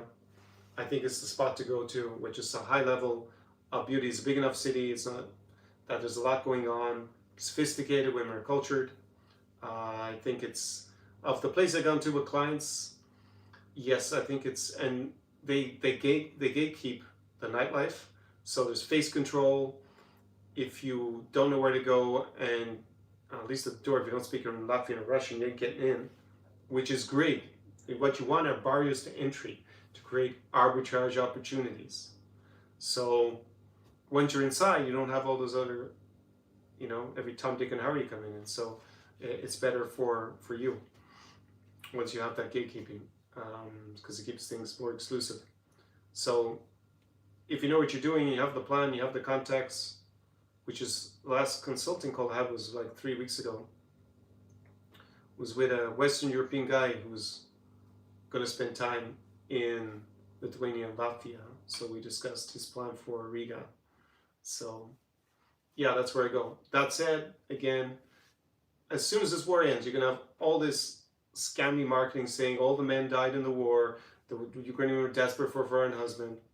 It's not going to be true, largely. And all that's going to happen is guys are going to come back from the front. Guys are going to come back from being abroad who haven't been able to come back to Ukraine. Some women will come back, but there's not going to be very many single girls who are going to come back. They're here now, if they're going to be here, most of them. And you're going to have hundreds of thousands of guys coming here to chase the girls. Hundreds of thousands. It's the most common comment I get. Conor, I'm definitely coming back to Ukraine when the war is over. I'm like, you and 500,000 other single guys. So good luck with that. You're not going to be a novelty post-war when the fighting is over. That's for sure. But again, with all the caveats that I outlined and all these live stream about the threat level, this is a more intellectual channel. That's why I also discussed geopolitics. I'm advised not to talk about politics and geopolitics, but I think it's more and more important if you are going to travel to this region in particular, but just worldwide. You don't want to be like an idiot, naive traveler nowadays. You end up in Dubai. As I said in the last time, there's this guy who does the get a residency, have multiple passports. I don't know what the term is, like ruthless drifter, in my opinion, to a certain extent. But yeah, he's now moved from the Emirates to Georgia, and he doesn't mention that 20% of the country is occupied by Russia. It has a pro-Russian government. He's only looking at the base tax level, but if he's going to bring his family there, he may be fleeing a war zone. Unfortunately, I'm not wishing for that. I'm just saying, no, they just don't mention these things because it's inconvenient to their whole mantra, which is go where the taxes are the lowest in general. Yeah, it's like, and then one of the most popular passports to pitch is Serbian passport. But guess what? Serbia introduced conscription for up to 27 years of age. For now, it's 27 years of age. You're going to be asking what are they planning, or whether they see as a contingency that they wanted to reintroduce conscription. They're nowhere near Russia, so they're not going to get invaded by Russia, and they're also friendly with Russia, friendlier. It's the only country in Russia I think Putin has a positive approval rating is Serbia. No other country on the continent. But yeah, so you need to be a bit more informed. Cook said wife hunting was sold 2013. Agreed. It's complete legacy. I don't think the scam will be allowed to continue also post-war. I think it won't be tolerated in post-war Ukraine. So you won't have the millions of advertising dollars going into traditional Ukrainian brides. Not that they're traditional anyways, but in my opinion. Conor, do you think we'll see some sort of Marshall Plan post-war? It definitely. The big question is who's going to fund it, because we got 300 billion still frozen in Western financial institutions of those Russian assets. So presumably that 300 billion is going into it, unless something happens to it before the war ends. And yeah, the EU is going to invest a lot of money because Ukraine's an EU candidate country. It's going to join, so they have a big interest in it. And we'll see what happens with this minerals deal. The US signed, right? I'm skeptical there are that many minerals that haven't been strip mined out already. So I don't think there's any low-hanging fruit. But there might be mineral investment also by US companies. That's a little bit more complex legally. It's not as clear as Trump tries to claim. He claims everything's a win, no matter what. But yeah, the agreement has a few clauses in it that I'm not so sure American companies are going to be able to use it so much. Thomas, this comment is actually in German. It's not that the auto translator is on. Wie geht's es dir? Sehr gut. Oh, you wrote it in Ukrainian. And so it, because you speak German, I know that you're also German speaking, that you wrote in German. You said Duja jak ty. Drugi jak ty. Дуже dobre тут в Odessie, w Ukrainie. Jak sprawy? Mega writes, all the Ukrainian I've met in Glasgow, Dundee, Aberdeen, Prague, Gdansk, Warsaw, Wrocław, etc. have all said they are not going back. Why? Bad money, corruption, rent, and mortgages too high. Well, that's maybe a select group. But I agree, the ones that didn't come back already, they're probably not coming back. My teacher, actually, my Ukrainian teacher is based in, she was actually in Dundee and in Glasgow. Kind of interesting that you write those two cities first. Because she was first in Dundee and then she went to Glasgow. Yeah, I think this image guys have that the women are all going to come back. No, the foreign guys are all going to come back. Girls who want to come back, most of them have already moved back. So I don't think that, and girls visit on holidays because their families are here, maybe their grandparents who didn't want to leave. So they come back regularly anyways. I don't think that's going to change massively. What's going to change is the number of foreign guys who come here. That's going to be the biggest change. And guys are going to come back from the front. They obviously have their R&R and they go to bars. And they make relatively a lot more money when they're in the military compared to before the invasion. So they're obviously, I've talked to some of them. Yeah, it's pretty tough. I mean, a lot of them have a lot of trauma, obviously, from the fighting. Yeah, so that's maybe a little bit too heavy of a topic for a lifestyle live stream. But yeah, I mean, these are the things that interest me because obviously I have a background in international relations and study strategic studies, is basically war studies to a certain extent, about the strategy of war.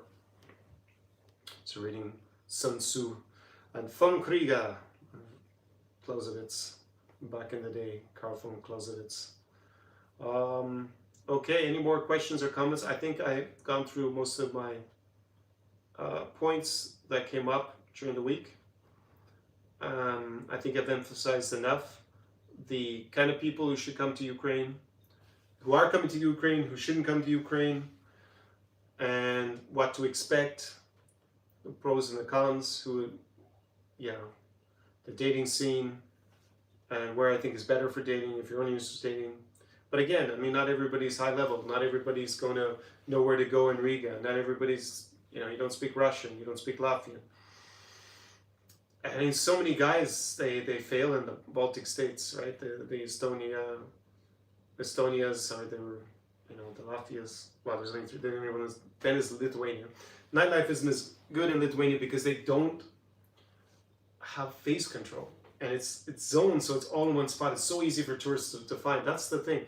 I referred to as alpha decay from another trading term like arbitrage. That when a strategy works and more people who try it, then the less effective it is. It's the same with, I guess, these strategies with investment, with dating, with lifestyle, because a lot of foreigners, you see this effect in cities like Barcelona where they hate on the foreigners, or I think it also happened in Medellin a couple of years ago because they start to rent all the nice apartments in the city center, pushes the prices up.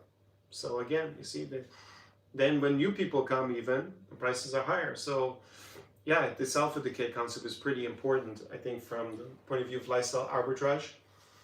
And you have that arbitrage opportunity in this part of Europe. The countries I deal with are all particularly good for single men. Doesn't mean you can't come in a couple. I think it's very hard to sell, let's go to Moldova, if you're in a couple, to a woman who's not from the region. Very hard sell. I think it's easier to sell Montenegro, for example. Or apparently Albania, but that's because I think the visa free for Americans is quite popular. Or it's promoted a lot. I think Poland, probably that's changing. I think it's just got so much coverage, and I think Lithuania will be the same, and soon Latvia and Estonia. So I think that's going to change. So I think it will be easier to convince if your partner is from Western Europe to come. I think we're going to see, I see already an uptick in solo female travelers vlogging from Tallinn or Riga and talking it up. So I think that's going to change. I think Moldova Ukraine will also be a lot later on. And so maybe the content of this channel will eventually pivot again in due course. But for now, definitely the countries I advocate promote are the ones, if you're a single guy, that I think are the best. I should emphasize a high level, a guy who's high level who wants modern beauty, then there's no real debate that this is the best part of the world. If you are a passport bro, again, Europe in general is not for you. And yeah, if you don't have high standards, you're looking for just anyone, and you don't have high value, then yeah, it's an issue in this region. It's not 2013, as Cooks wrote about the marriage agency business, the wife hunters. I mean, that's a thing that's a legacy from the past, in my opinion, and increasingly so. If you have any final comments or questions, drop them in the chat box now. We're almost up to 3 hours. This Sunday show is almost standard 3 hours. I don't know if that's good or bad, but yeah. Again, to remind you that if you're looking for a deeper dive in any of these topics, there's many ways to help my clients. If you're new here and just doing some research, you should definitely go and check out my insider resources page on my website. There's a link below. It's conorcline.com/resources. There you'll see the language programs for Ukrainian and Russian, plus my guides for traveling to, my insider guides for traveling to Moldova and Ukraine. I'm probably going to do the one for Latvia, Lithuania, and Estonia pretty soon. Actually finish it up. But if you're interested, there's no link on the website there yet. But you can write me an email, conor@conorcline.com. It'll be the same price, 35 euros for that guide, and I can already send you the hospitality section. So the bars, my favorite bars, clubs, shisha lounges, restaurants, and cafes in those cities. So for sure, that's interesting for you. If you want to go deeper and you want to do a good bit of research in preparation for a trip and expand on what I discuss here on the live streams, then you can invest in my New Europe Insider AI. It's 39 euros per month, and you can enroll in it there, and then you'll get not quite the same access as speaking to me in a consulting call, but I think it gets you 80% of the way there. I think ChatGPT gets you about 30% of the way there. So it's obviously a huge upgrade. I tested ChatGPT, and then compared to when I feed in the scripts for my content, some of my premium content is there. So if you've got any questions on relocating to the region, and in particular dating, then you can go and invest in that. It's kind of replacing, I guess, my previous programs that I had, where I don't run them anymore. You can write me an email if you want access to those older programs. They're more of a training format where you consume the content, and then it's more about training you. Whilst if you have discrete questions, then you can just have the in New York Insider AI. Obviously, if you want a bespoke strategic plan from me personally, to chat to me personally, you can invest in a consulting call. Starts at, for 15 minutes for 250 euros. If you invest an hour at 700. And if you have an edge case, especially if you're in a romantic relationship, you know, if it's a scam or not. That was, at one point there were many consulting calls like that. It's less and less as I think this marriage agency business kind of dies out, because a lot of them were, you know, well, they were using the PPL sites in general, to be fair, not the more honest part of that business, the bespoke, the kind of cottage industry matchmaker, but PPL sites were so big and scamming so many guys that I had many consulting calls. Actually, the last consulting call I did for a guy who was in a relationship that he met online, it was actually real. It was one of the few times it was actually real. So I guess it's not like it's 100% of guys have been scammed in some way. There are edge cases, and that for that you would probably be better to invest in a consulting call. Again, links down below in the description. And finally, if you want to have an unforgettable up to a week with me in a city in this region, can be here in Ukraine, a special program for Ukraine, because obviously it's a bit different with how things work with curfew, although as I said, in Warsaw and Lviv there isn't really much issue with that. Otherwise we go to Chișinău in Moldova, crazy Chișinău. We go to Warsaw in Poland, Vilnius and Kaunas I've gone to in Lithuania, Tallinn in Estonia, and Riga in Latvia, and all the way over on the central, just off the Central Asian steppes, we have Almaty and Astana in Kazakhstan, classic Kazakhstan.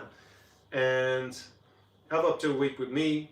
Be like having, well, it is not quite like having, it is actually having me there as your mentor. You're going to have access to my context in the region, my encyclopedic knowledge over 10 years in the region. Obviously, we're going to go out and party with the uber hotties, the model-like beauty that this region is famed for in that particular city. And yeah, we're going to have an unforgettable time with me, Conor Klein. Know some of my former clients as the insider. That's why I use the term the insider for the AI and for the guides as a marketing name, because that's what actually was Philip, who I mentioned a few times, because yeah, he had, when I think back, he had a lot of great nuggets of advice. He's in my videos from 2019, which is why he was vehemently against all this matchmaking as well. He said like the value of those, that I needed to explain the value of those dates that are arranged, because I used to call this like arranged dates, is so low compared to women that you meet in real life if you go out. So that is the virtues of coming on the in-person experience. Many of my clients, whether it's in-person or consulting clients, they are now married, or they're partners, families, with the model-like beauty, actual real life catwalk model level beauty. And I think that is what we do here with Model Max, basically, because that is what this region fits, I think, in terms of profile the most. A guy with high standards, high level, and he's looking for this arbitrage opportunity because it's a different market over here. And it's not just that the average beauty is higher, it's also the values. It's a bit more conservative, maybe in general, and a bit more prude. It doesn't suit everybody. A lot of these dating coaches don't like it here, in spite of the beauty, because the women aren't as promiscuous and they prefer countries where it's easier, because they're just looking for numbers, quantity and volume as their main metric. So yeah, it doesn't suit those guys as much, because you're gonna have to invest a bit more time in the dating process, the courtship process. But for me, it was always interesting. I'm maybe don't have the same profile in that sense as a lot of guys who are attracted to the region, because I actually study the region for international relations. So, and I'd already been learning Russian, and I traveled to every country in Europe more or less before I came to Ukraine. Well, not quite, because there were still maybe 5 or 6. I went to all I think we counted 50 at the time as being in Europe, and I went to all of them eventually. So I was just interested in the region, and I got a lot out of being here in general because I was fascinated by it. I like the culture, particularly in Ukraine. I also lived through the golden era of Minsk.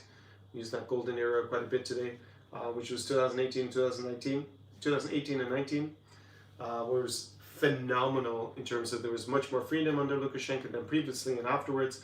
And yeah, as a foreign guy, there was also great partying and yeah, electronic music, dating. It was crazy. It was definitely the craziest nights. I think on client trips, after those legendary nights in Minsk in 2019, the only one that comes close in terms of the actual kind of, I guess, madness of it all and debauchery was, yeah, Kazakhstan recently.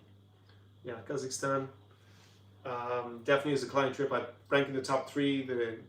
I think the top 5, all of them would have been Minsk 2019. And then we throw in Kazakhstan, yeah, in terms of the experience. Up there as well, the nights in Riga with one of my clients. He's in one of the videos as well. Yeah, so maybe I shouldn't say they're all in Minsk, because also Riga. Yeah, we had some legendary nights in Riga. I was thinking from the partying point of view, because the business was mainly partying in Ukraine and Belarus back in 2018, 2019. But I think, yeah. And then in Ukraine, did we ever reach the same heights? I think Kharkiv.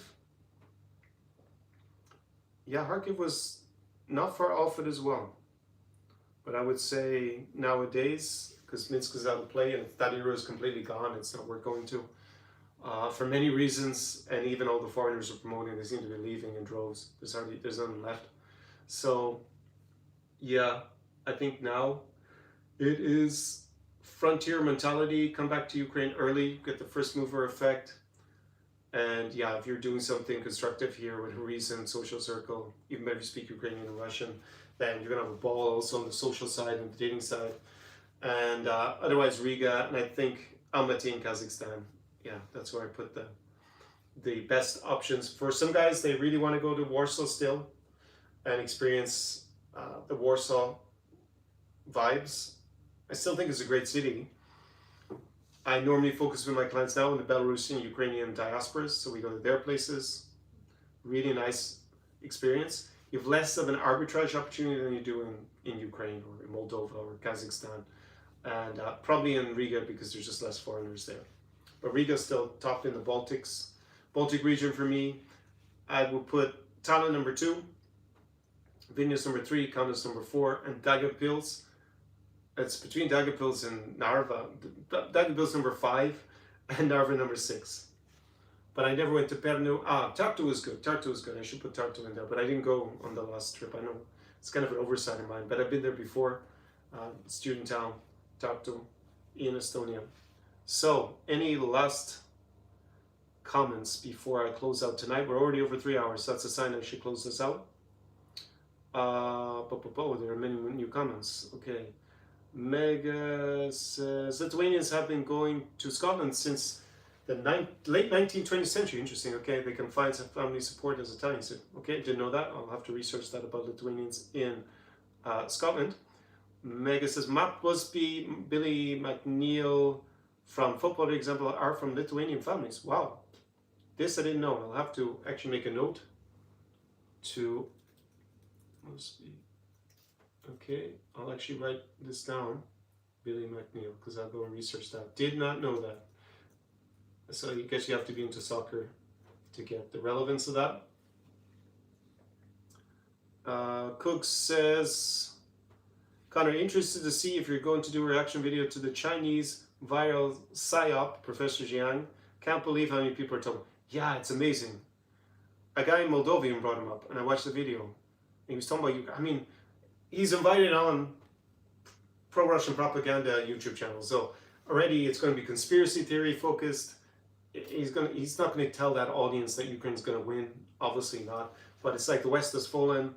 Yeah, I mean, he's a very good storyteller, but I couldn't take him seriously about Ukraine. Like all good propaganda, it's like got a few half-throws, some truths thrown in, some half-truths, and then the main part of it is, the main conclusion is going to be propagandistic. So Yeah, I don't know why people are following this guy. I already saw some videos and wasn't very impressed. Primarily because about Ukraine is a topic I know very well. Obviously, I'm here. I have a background in international relations, worked at the European EU institutions, and gave presentations on many topics about Ukraine. So I can see he doesn't know anything. He's not a regional specialist, and then he's just a popular YouTube, I don't know, grifter, from what I can see. The first big red flag, he's on pro-Russian YouTube channels talking about Ukraine's can't win the war, whatever rubbish he was saying. So that's already a sign that he's a charlatan. Jiang thinks that Ukraine should surrender. Laugh out loud. Yeah, he wants Ukraine to surrender because he wants us to lose. Another scumbag. Dressed up as, oh, they should surrender now because things will only get worse. Well, I think he was saying this only a few months ago. Now look at the situation on the battlefield. Ukraine is on the advance. Small advances, but still significant. The momentum has changed. And Ukraine and Russia, the society, they're looking at a situation where very soon it looks like mobilization. That's my prediction, is why they've throttled all these social media apps trying to force everybody onto one that the government can eavesdrop on all the communications. The internet's been going out in Moscow for over 2 weeks, the mobile internet. They're losing more soldiers than they're recruiting. Their economy is in tatters. It's not going to collapse immediately, but it's going to just be a decline into the medium term before things get really bad. We're discussing with these other businessmen together the last 2 days. Many of the indicators in Russia that it's kind of just hanging on. They have a very skilled set of economists running the country, and they should be held to account by the Russian people, because this war would never have gone on for as long. The economy wouldn't have allowed the war to go on for as long if they hadn't done that job. They were Western trained, and they should be held accountable, because there's this kind of attitude in the media to give the governor of the Central Bank of Russia some sort of, oh, she's doing a good job, as if she's a good person. But do we say that about the German economists who helped the Nazi war machine run in World War II? Of course not. They got prosecuted after the war, and I should double check that, but I assume they got prosecuted for being leading members of the Reich, and this is the Russian Reich. If they hadn't done such a good job, Russia would have collapsed earlier, and less Russians would have died, because they wouldn't be fed into this meat grinder all the time. Never mind everyone else here in Ukraine wouldn't have had to suffer this. Ukraine, I think we can say at this point, I said it on week 3, Ukraine will not lose. They will achieve their initial goals at the beginning of this invasion, which was to survive as a sovereign state. It's actually really what the Iranian regime has actually got as a strategy as well, which is why, as the smaller power militarily, you can still achieve your strategic goals if that's what they are. Obviously, they got redefined. I think it was later on in 2022, which is actually to retake all of occupied territory, including the territory that was occupied prior to 2022, so Crimea and the other occupied parts of the Donbass. Are we going to make it that way? I hope so. I hope we're going to take everything back and liberate everywhere and push the Muscovites back to Moscow in some shape or form. At least to go back to their own borders. And hopefully Russia breaks out into a few new countries. We have more decolonization. You should also want that. It's going to be great opportunities for everybody. Otherwise, there's a new Iron Curtain. And yeah, we're kind of on this side and they're on that side. So Cook says, how is a high school teacher professor? Apparently the Chinese translation is off. Mega says, Jewish Lithuanians went to Gorbals and Catholics went to Bells Hill for some reason. So I expect those Jewish families moved to Gifnok after the 1960s destruction. I don't really follow so hard. Lord Haw Haw. Yes, Lord Haw Haw was a American-born British propagandist for Nazi Germany who grew up in Ireland on the west coast. He's actually buried in my hometown of Galway. So when I was doing those anti-pro-Russian propaganda reactions back in 2022, and I was actually in Galway, I went to film at his grave. You can go there. Kind of bit odd that the grave is there, but yeah, he was captured at the end of the war. He tried to flee. Captured, was shot and injured, and then was put on trial. I actually don't agree with his execution. It was debatable whether he still owed an oath of allegiance to the British Crown as well, because he was convicted of high treason. because he was born in the US and had renounced his British citizenship and become German. So it's a bit debatable. But I'm against death penalty in general. I think we should not execute people if we have a better solution, which is imprisonment for life.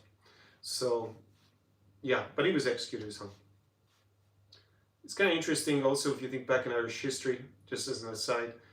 Eamon de Valera could have been executed for treason during the Easter Uprising in 1916. And he was also born in the US, so he's an American citizen, natural born American citizen. So the British didn't execute him for that reason. All the other leaders of the 1916 Uprising were executed at the end of 15, I think it was. And he was 16th, and then he went on to lead, the opposition to the peace treaty, so he's on the other side, but eventually then he became the president of the country, leader of the country as well. So kind of interesting that clemency wasn't shown to Lord Haw Haw. I don't have any sympathy for him, but even if I'm also against the death penalty on a personal level. All right, any final questions and comments? Good that we see that we have a more educated intellectual audience here, even if I get constantly asked questions about where is the gender balance the most favorable. I mean, these are the things that I do explain to my clients in person, obviously, and on the consulting calls. But that's normally the higher level stuff, the propriety stuff. Not everything is for free here on YouTube. So final comments or questions, or I wrap it up because, I did eat a good bit today, but I'm kind of getting hungry again. And it is midnight here. So I can't go to a cafe and restaurant in Odesa. Actually, in Lviv, there is a 24-hour restaurant near the train station. So I guess in Lviv I can eat all night, but there are other places as well.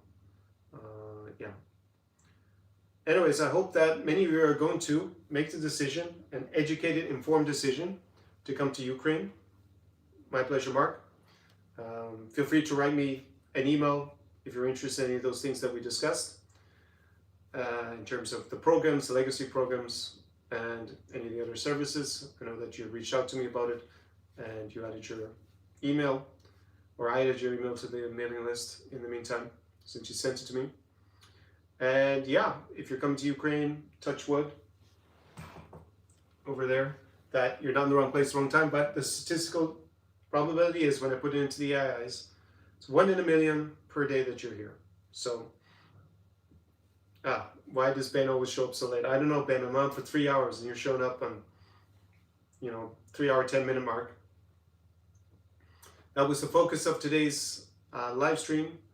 Ukraine 2026. I'm going to be optimistic. It really will be the last summer with this war going on.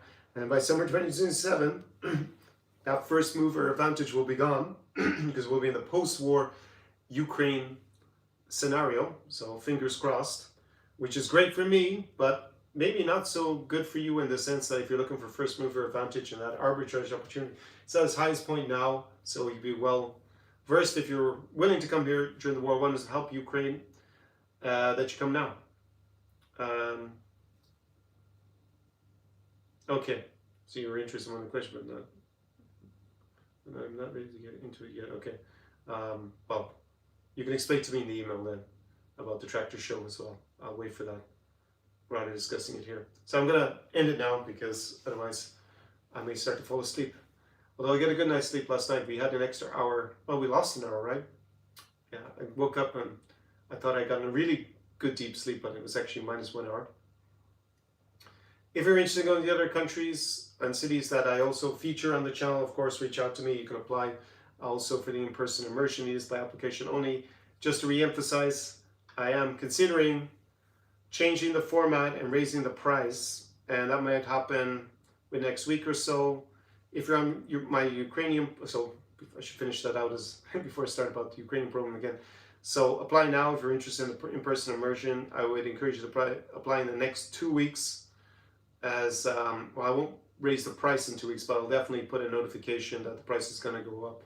So we'll say you need to apply before the summer for sure, because if I do implement this, then that window before I raise the price will be over. So yeah, all the links are down in the description. And yeah, hope to see you here in Ukraine, that many of you who come onto the live stream. I'm going to continue with the Sunday show for now. It seems quite popular, where we also inject a bit of geopolitics. I also have the other channel that I've rebranded as Inside Ukraine. It's also down below, link to that if you want more reportages from here on the ground in Ukraine during the Russo-Ukrainian war. And yeah, I guess the guys who are on this live stream, they probably benefit from that as well. And yeah, safe travels to Ukraine. Hope everything goes well when you're here. And just like that Irish guy who's here helping with the aid organization, he met the love of his life in Ukraine here by providing value in this country in a time of war. His girlfriend is actually not Ukrainian. She's also doing the same thing, but it shows that love can blossom in the hardest of times. So, but again, it's what I emphasize always on these live streams. You're going to come to Ukraine, help the country here in some shape or form. Obviously, extra kudos if you're helping with the defense effort or the humanitarian effort. But even if you're just investing money and circulating it and having that multiplier effect throughout the economy, documenting it and keeping Ukraine in people's minds, especially when we have another war going on in the Middle East, then that will also be of value. So I'm going to sign off on that. I'm going to say, it's, as what is written on this t-shirt, Slava Ukraini, glory to Ukraine in many languages, and most importantly, do Terimohi, from Odesa Mama on the shores of the Black Sea, with even nice weather in the spring. Good night.